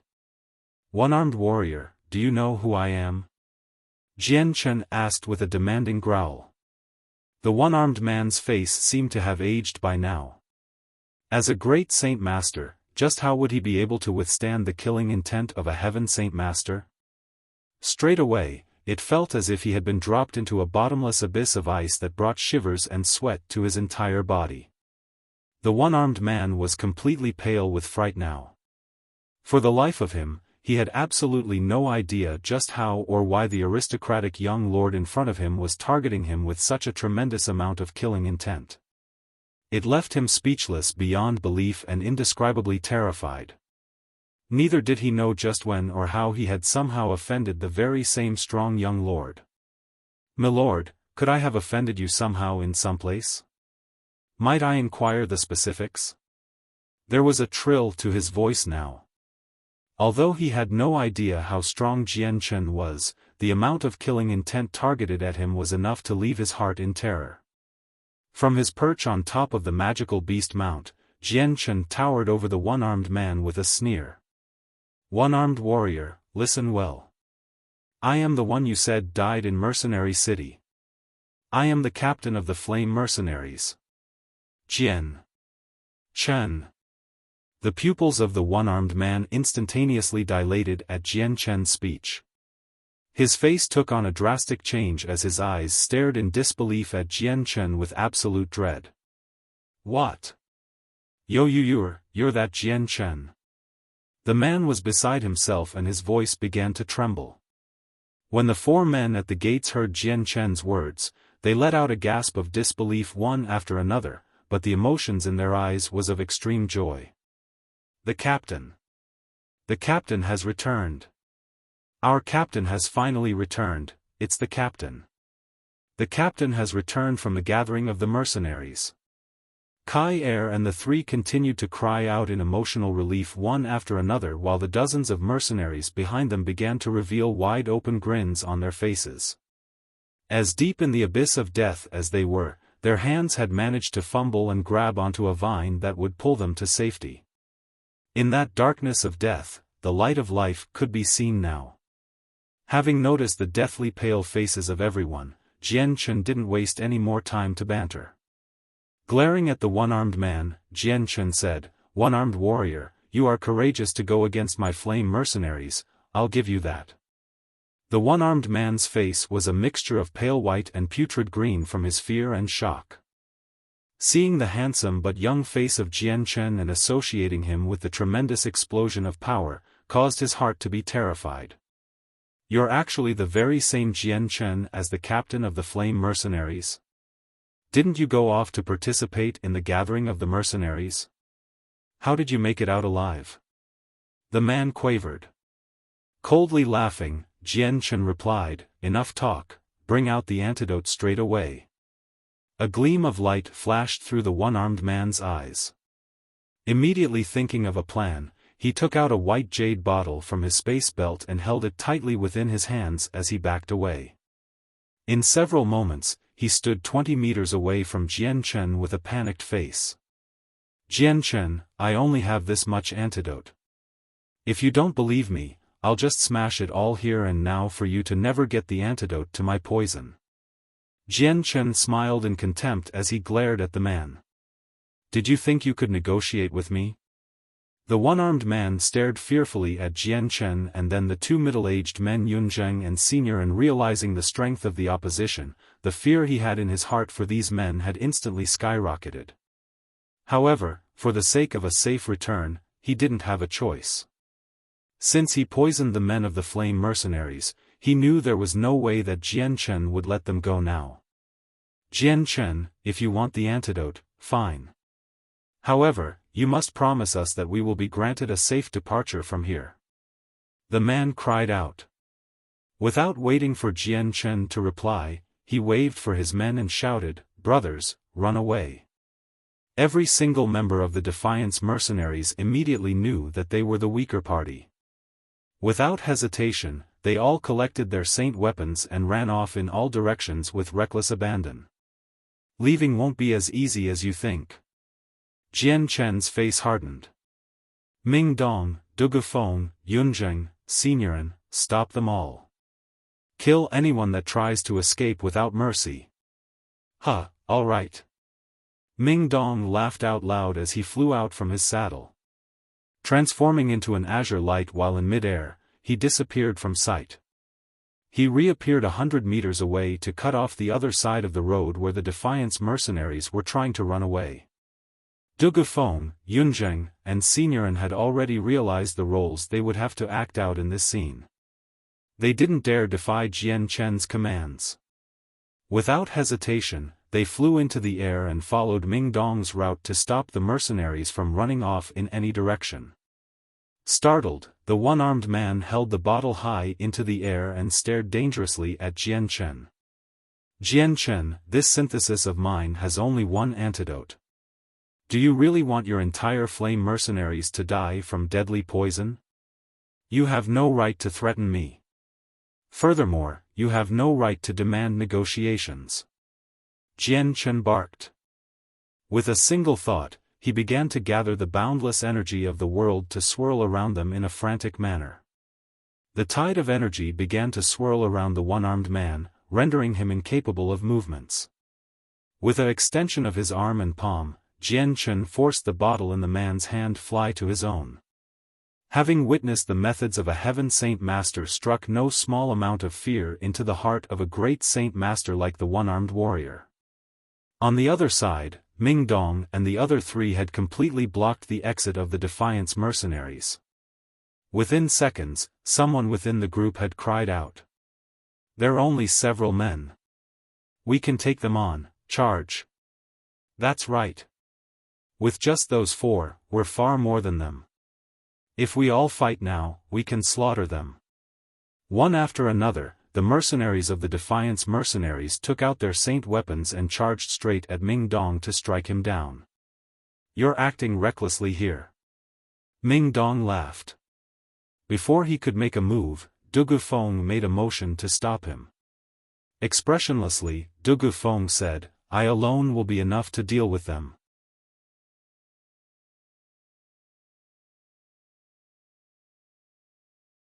Chapter 544, Punishment. Having said that, Dugu Feng immediately brought out a giant sword made of flames.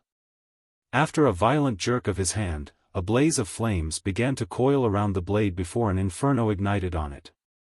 A halo of light burst from the sword. It brought forth such a dazzling glow that the surrounding shadows were completely obliterated. "Impossible, that's the essence of fire. It's the essence of fire. He's an Earth Saint Master. Everyone run away. He's an Earth Saint Master." At this display of strength, the smarter members of the Defiance mercenaries quickly became pale in the face. The spurt of courage that had welled up in them earlier had instantly vanished just as quickly it came. Without any more courage to fight, they began to retreat in terror. A gleam of light flashed in Dugu Feng's eyes as he twirled his giant sword in a violent motion. The light from the fire on his sword filled the sky. He then quickly brought forth another burst of flames, but this time he directed them down the streets with lightning speed. Bang! The street was washed with a plume of smoke, and the marble substance on them had crumbled as easily as tofu. A fissure about a third of a meter deep appeared in the street as a surge of saint force filled the area, forcing the entire street to tremble as if it was experiencing an earthquake. Feeling the explosive might that came from a casual swing of Dugu Feng's sword, every member of the Defiance mercenaries felt miserable beyond belief.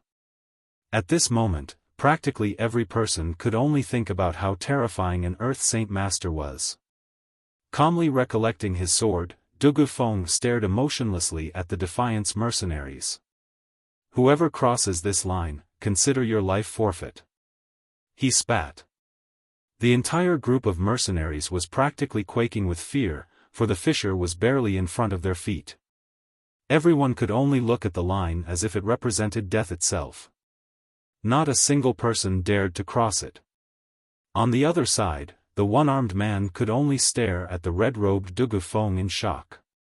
He had been thrown into silence by the scene in front of him. The man could hardly believe that the captain of the Flame mercenaries was capable of commanding an Earth Saint Master to do his bidding. In the small city that was Wake City, great Saint Masters were already considered the epitome of strength. In the entire city, there would only be 20 of them at most. Earth Saint Masters would hardly find any worth by heading to such a small city in this area. In the case that one did arrive, then they would indisputably be the strongest expert around. In the scope of the entire city, none would be a match for them. Now that the Flame mercenaries had an Earth Saint Master leveled expert, just who in Wake City would dare go against them? The Flame mercenaries were astonished by Dugu Feng's strength as well, but soon their expressions were quickly filled with joy and their bodies began to shake with trepidation. If someone as strong as an Earth Saint Master listened to their captain, then wouldn't that mean that this person was one of their own?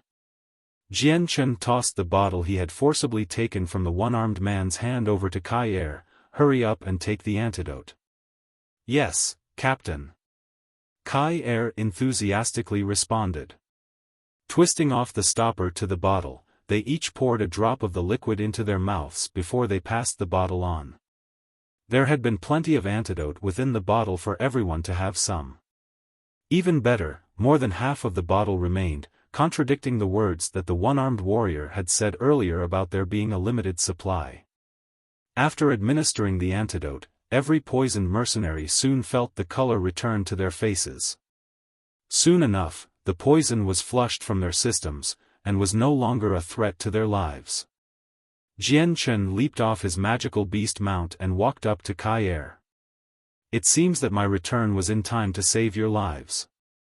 A lot must have happened in these last 2 years. Why don't I see Duo Kong, Seth, and Weiss? Where have they gone? A grieved look appeared on Kai Er's face. Captain, it was all because of our inabilities. The strong mercenary group you left us with is now reduced to these several dozen members. A year ago, Duo Kong, Seth, and Weiss came across an accident that marked their eternal departure from us. From the 7 of us, only 4 remain. Jian Chen could only sigh with regret at that. Those 7 men had been the strongest men he had managed to bring under his control. At the same time, they served as the pillar of the flame mercenaries, so he had felt exceptional concern for the 7. Suddenly, the whistling sound of air could be heard. The one-armed man took the opportunity to escape while Jian Chen reminisced with the flame mercenaries. With a sudden leap, he tried to bound over the rooftops in an attempt to get away. Jian Chen's eyes narrowed in irritation, but he did not turn his body or head around. Instead, he pointed a finger behind him. A flash of sword chi came flying from his finger and flew through the air with unbelievable speed before coming into contact with the right arm of the one-armed warrior. Ah! The one-armed man let out a miserable shout. The only arm he had was bisected. It flopped to the floor while a stream of blood came flying out from his arm like a bloody rainstorm. The one-armed warrior fell from the sky to the ground in a sorry state of pain. He only had one arm to begin with, and that was the reason why he was known as the one-armed warrior. For his remaining arm to be gone now, he was nothing more than a handicapped man. Every single member of the Defiance mercenaries felt horrified to see their leader crippled. One by one, they looked at Jian Chen with fearful eyes. The one-armed warrior was the strongest within their Defiance mercenaries. His defeat was an extreme blow to the Defiance mercenaries as a whole. Kai Er and the other 3 were once more floored by Jian Chen's strength since he had easily cut off and crippled the man's remaining arm. Their faces soon became ecstatic. If the flame mercenaries follow a strong figure such as Jian Chen as their captain, then their success would be immeasurable. The peerless miracle that our captain has given us has opened my eyes to the world. Mo Tian couldn't help but emotionally remake. His eyes were brimming with tears as he spoke, seeing Jian Chen's strength seemed to have given Mo Tian a glimpse of the glorious tomorrow of the flame mercenaries. Having such a strong captain lead the mercenaries would make it extremely hard for the group not to grow. Jian Chen smiled and looked at the 64 members of the flame mercenaries with admiration. You've done well as the pride of the flame mercenaries. In the future, I, Jian Chen, will waste no effort to help you grow. After experiencing such hardships, the remaining members of the flame mercenaries were without a doubt worth Jian Chen's respect and his investment to make them strong. So, Jian Chen felt determined to not even bother training anyone else. Jian Chen's words made Kai Er and the others extremely happy. Many thanks to the captain for your guidance. The previous members of the flame mercenaries who chose to live all felt regret appear on their faces. Seeing that there was no way to escape, they could only look back with gloomy and fearful expressions as members of the Defiance mercenaries. Then looking back to the captain of the flame mercenaries, who had suddenly returned, the ones who chose life over death had immediately felt ashamed. Earlier, they had chosen to live by leaving the flame mercenaries after being backed into a corner by the Defiance mercenaries. They had previously thought they wouldn't need to fear for their lives, but who would have known that the situation would have taken such a drastic turnabout. The tides of victory that the Defiance mercenaries had once held suddenly changed when the captain of the Flame mercenaries reappeared to toss them into a hole. Whether they could leave or not would depend on the mood of the Flame mercenaries. Therefore, the Flame mercenaries who betrayed them felt incomparably embarrassed and ashamed by their actions to the point where they could hardly look into the eyes of the brothers they had once fought shoulder to shoulder with. Jian Chen's eyes hovered over the group where the Defiance mercenaries stood, but the Flame mercenaries who had chosen to leave could only hang their heads in shame, unable to look at Jian Chen. I will leave judgment of the Defiance mercenaries to you. Whether they die or live, it is up to you to decide. Jian Chen spoke calmly without looking at the ex-members of the Flame mercenaries. The one-armed warrior and his Defiance mercenaries must be disposed of. Their hands are stained with the blood of our brothers. How could I not take revenge for my fallen brothers? Mo Tian's teeth gnashed against each other as he spoke with a murderous fire in his eyes. Hearing that, the great Saint Masters of the Defiance mercenaries grew startled. Giving each other a look, they immediately leaped to the sky. They leapt into every direction possible in order to escape. They had killed many of the Flame mercenaries before, so they knew that to stay behind was to await death without hope. As things were, they may as well try their best to escape for a chance at life. Ming Dong mockingly laughed, if I let you escape right under my nose, I'd have no face to hand over to my brothers. With that, Ming Dong and Dugu Feng immediately lashed out with their arms. They shot out several blades of sword qi that bisected all of the great Saint Masters in half. Blood and body parts came raining down from the sky with their deaths. Watching the strongest members of their group be easily killed by the individuals of the opposing side, the rest of the Defiance mercenaries had gone ghostly white in terror of Dugu Feng and Ming Dong. Please spare us, Captain Jian Chen. 1,000 pardons. We will leave the Defiance mercenaries for the Flame mercenaries and work like oxen if need be. Please forgive us this once. I still have a wife and child to take care of back home. Please forgive us, Captain Jian Chen. Everyone from the Defiance mercenaries knew where all the power lay now. Some of the ones unwilling to die began to kneel on the ground and kowtow repeatedly in desperation. Qing Feng walked up to them step by step. Our Flame mercenaries will not kill every last one of you, but we won't just let you off so easily. Hand over your space belts and you may leave. We'll do it, we'll do it. Qing Feng's words were like the song of a gospel to the ears of the Defiance mercenaries. As if they were granted amnesty, not a single one of them hesitated to relinquish their space belts. They obediently handed them over. 2 Earth Saint Masters appearing caused their hearts to feel an unbelievable amount of pressure.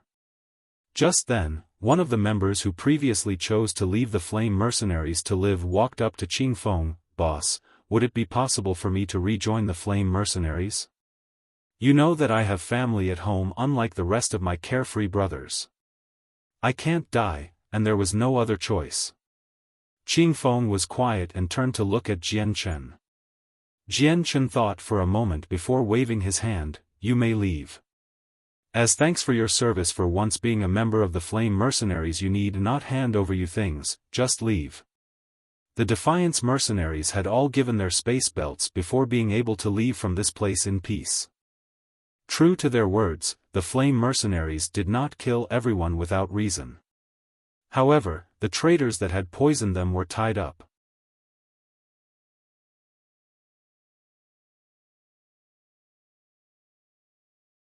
Chapter 545, The Direction of Development. The ex-members that had poisoned the Flame mercenaries had been bought out by the Defiance mercenaries a long time ago, and were thus not spared by Kai. Their heads were cut off, and their corpses were tossed into the wilderness outside of Wake City for the beasts to feast on. With everything done and taken care of, the group cleaned up the area around the Kai family's compound before heading straight on in. Within the halls, Jian Chen sat at the very top where the head of the compound would normally sit. At his side was Ming Dong and the 5 others along with Kai and his 3 companions from the Flame mercenaries. Kai, Qing Feng, Mo Tian, and Charcus, what has happened since my departure those years ago? Why has the flame mercenaries fallen into such a miserable state? Jian Chen stared at the four in question. Captain, it was all because of our inability.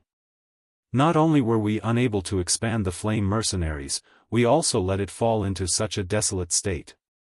If not for the captain coming over to help us, then our flame mercenaries may not have survived beyond today. Kai Er spoke in shame. Describe what happened to me in detail. Allow me to understand just what occurred in the past. Jian Chen spoke. Kai Er gave a look to the other three for a moment before summoning up his courage. Captain, allow me to say it. When you first left, we followed your orders on doing our best to expand the flame mercenaries' strength. At that time our strength was enough to make us undefeatable in Wake City, so our very first step was to reorganize the structure of Wake City and reclaim all the power that had been lost to us. Our plan was performed without a hitch when we were first implementing it. We were trying to bring many of the other clans and powers under our command along with several of the weaker mercenary groups. Thus, the Flame Mercenaries attained another level of power, but there were some factions within Wake City that were unwilling to join with our Flame Mercenaries. Forming an alliance, they began to contend against our Flame Mercenaries. This coalition of theirs was filled with several of the stronger families and mercenaries within the city, making their strength no less than our own. For some time, we battled secretly with them in the shadows of the city, receiving damage on both sides. Half a year later it was discovered that the cub of a Class 5 magical beast was found. The news was leaked and had made its way to the ears of the enemy alliance. This time, our Flame Mercenaries and that alliance were embroiled in an all-out war because of the cub. Both of our sides ended up inflicting a tremendous amount of damage. In the end, our Flame Mercenaries managed to win over the enemy alliance. Alas, Weiss and Seth were both casualties of the war. Upon hearing of a Class 5 magical beast cub, Jian Chen's eyes gained a strange light to them. This cub belongs to the Golden Tiger King, doesn't it? Correct. That cub was indeed the Golden Tiger King's cub. It was unable to attack because of its adolescence. Hence, our Flame Mercenaries were able to obtain it. But unfortunately, Kai Er's voice began to falter at this point as pain and grief filled his face. But what? Jian Chen's eyes continued to stare down at Kai Er with the same strange light. There was an unforgivable and unforgettable hatred etched between this Golden Tiger King's cub and Jian Chen. It was because of this cub that the original Captain Kendall was killed and the rest of the members beside him had been buried in the mountain range. AI. It was because of our carelessness that the cub was stolen at night by a secret assailant. Duo Kong gave chase, but he ended up being beheaded. Taking a look at the wreckage later, we were able to ascertain that the assailant that took the cub was in possession of a battle skill. Qing Feng sighed with regret etched on his face. It was all because of my negligence. Mo Tian regretfully spoke. The anguish on his face could hardly be contained as if he blamed himself over Duo Kang's death. Jian Chen's face hardened as he questioned, "Did you manage to find out just who it was that took the cub away?" Not a single piece of information was found. That assailant didn't leave behind any clues for us to find. The cub was never found in Wake City ever again. Charkis shook his head. Jian Chen's eyebrows rose as he began to think to himself. Meanwhile, Kai Er continued to speak. After that, our forces were weakened against the might of the alliance. Now stuck at a deadlock, we were very surprised to hear that the alliance had begun to suffer from internal strife. Beginning to fight one another, it led to us witnessing the entire alliance crumble and wither away into ash. We tried to take advantage of the chaos to subdue the rest of the straggling factions, but what we didn't expect was that another party would come in like the storm and beat us to it. They were the Defiance Mercenaries. Not even a few days later, the leader of the Defiance Mercenaries, the one-armed warrior, had even come to us and ordered us to swear allegiance to his mercenaries. After our refusal, the Defiance Mercenaries began to act as a foil to our own. There was some sort of unusual connection between City Lord and the one-armed warrior, so they were looked after with special consideration by the City Lord. As a result, the Defiance mercenaries began to explode in development. Along the way, our mercenaries came into conflict with theirs several times to end up with what you witnessed today. Jian Chen hummed to himself after listening to the entire conversation. I didn't think that so much would happen in a short 2 years. Things have gotten far more complicated than I thought, but this cannot be blamed on you. Qing Feng hesitated for a moment before opening his mouth once more. Captain, there is still one more thing to report. Say it. Jian Chen spoke. Captain, after Wei's death, Wei's son took over the Dor clan and withdrew from our flame mercenaries. Now that Captain has returned, should we have the Dor clan rejoin us? Qing Feng asked. Giving it some consideration, Jian Chen spoke. No matter what is said, Weiss is a man who died for our flame mercenaries and merits a spot as a minister for outstanding service. I will go to his clan tomorrow. It's getting late now, and you should all go rest. Now that I've returned, the flame mercenaries' development will not be stopped. Tomorrow morning, I will have several important announcements for everyone. Kai Er and the other 3 left the hall so that Jian Chen and his group of 7 were the only ones left. Jian Chen, so this is your mercenary group? There's only 4 great Saint Masters and an unremarkable amount of strength, but that isn't important. With our strengths, it won't take long for us to transform the flame mercenaries into the strongest mercenary group in the Blue Wind Kingdom. Ming Dong spoke. And that is my plan as well. So, in light of this, does anyone have any favorable plans we may try? Jian Chen asked. Simple, we must build up our army. As long as you announce the fact that there are 7 Earth Saint Masters, I am sure many mercenaries would be willing to join us. Ming Dong suggested. While that is a decent plan, it will only bring forth the people with hidden agendas. We cannot find everyone, and it won't be long in the future that another repeat of today's events happen again. In my eyes, we should make our soldiers an elite squad, but in a controllable number. An elite squad of 100 can defeat a mob of 1,000 civilians. Du Gufeng spoke. Oh, that's not bad. Du Gufeng's suggestion has some merit to it. Why don't we just spend some time and blood in training these soldiers into becoming the elite soldiers we want? Ming Dong asked. Training them to become elite soldiers is a must. These soldiers are ones that I find suitable in both my mind and in reality, but it isn't enough. My goal is that in the future, the flame mercenaries will become the strongest on the Tian Yuan continent. It will take a very long time, but this cannot be done slowly. I must move fast, move swiftly. Jian Chen said. Then I have a suggestion, everyone please consult about this as you see fit. Yu finally spoke up from her long-seated silence. Jian Chen, if you wish to develop the flame mercenaries as quick as possible, then there is really only one path for you to go. You must go to the stronger cities and subdue all of the stronger mercenary groups under your control. With your strength, as long as you don't come across any Heaven Saint Masters, you will meet no obstruction. If we do that, then even if they swear allegiance to us on the surface, who knows what they just might do in secret. The things that happened today should be a lesson. Seniorin spoke. That isn't something we should worry about. In the face of absolute power, any machinations become as threatening as a paper tiger. The men with brains will see the strength of our group and know what they ought to do. To follow us would be to further their paths and reach a new height. If they stay within the mercenary group for long enough, they will come to love and cherish the group. Just like a civilian that lives in a kingdom, they will come to love the kingdom and cherish it as their family. The princess spoke. Moreover, Jian Chen is a Heaven Saint Master and a very strong one at that. The amount of individuals like him in any single kingdom is known to be scarce no matter where you are.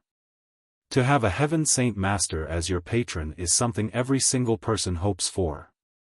To have a Heaven Saint Master as their patron is to have their statuses elevated even if they themselves are not strong. Needless to say, they will not fear some other force swallowing their power whole. Thus, they have no reason to decline joining us. Everyone had fallen silent after Yu gave her piece. They all knew that she had only spoken words of pure logic. Truly, in the face of absolute power, any machination or secret plots were nothing more than paper tigers. No matter how big the wave, there would be no internal strife within the group as long as their captain remained upright. Jian Chen sat in silence as well as he processed her words. Taking notes of the detailed plan of Yu, Jian Chen finally smiled and nodded his head. That isn't bad at all. Let us work as such. Having her own plan be approved by Jian Chen caused Yu's face to reveal a delightful smile. However, there is one thing to be cautious about. When using force to make them submit, do not remove all forms of power from their previous leaders, otherwise, even if they submit, their anger for you will never be forgotten. Their mercenary groups were after all founded on hard work as well. If all of your hard work was so easily dismissed and taken away by someone else, I doubt there is a single person in the world that would accept such a slap in the face. You're tuning into the Xiaofan's Wuxia Tales YouTube channel. Don't forget to subscribe and join us on this journey to catch the most captivating stories.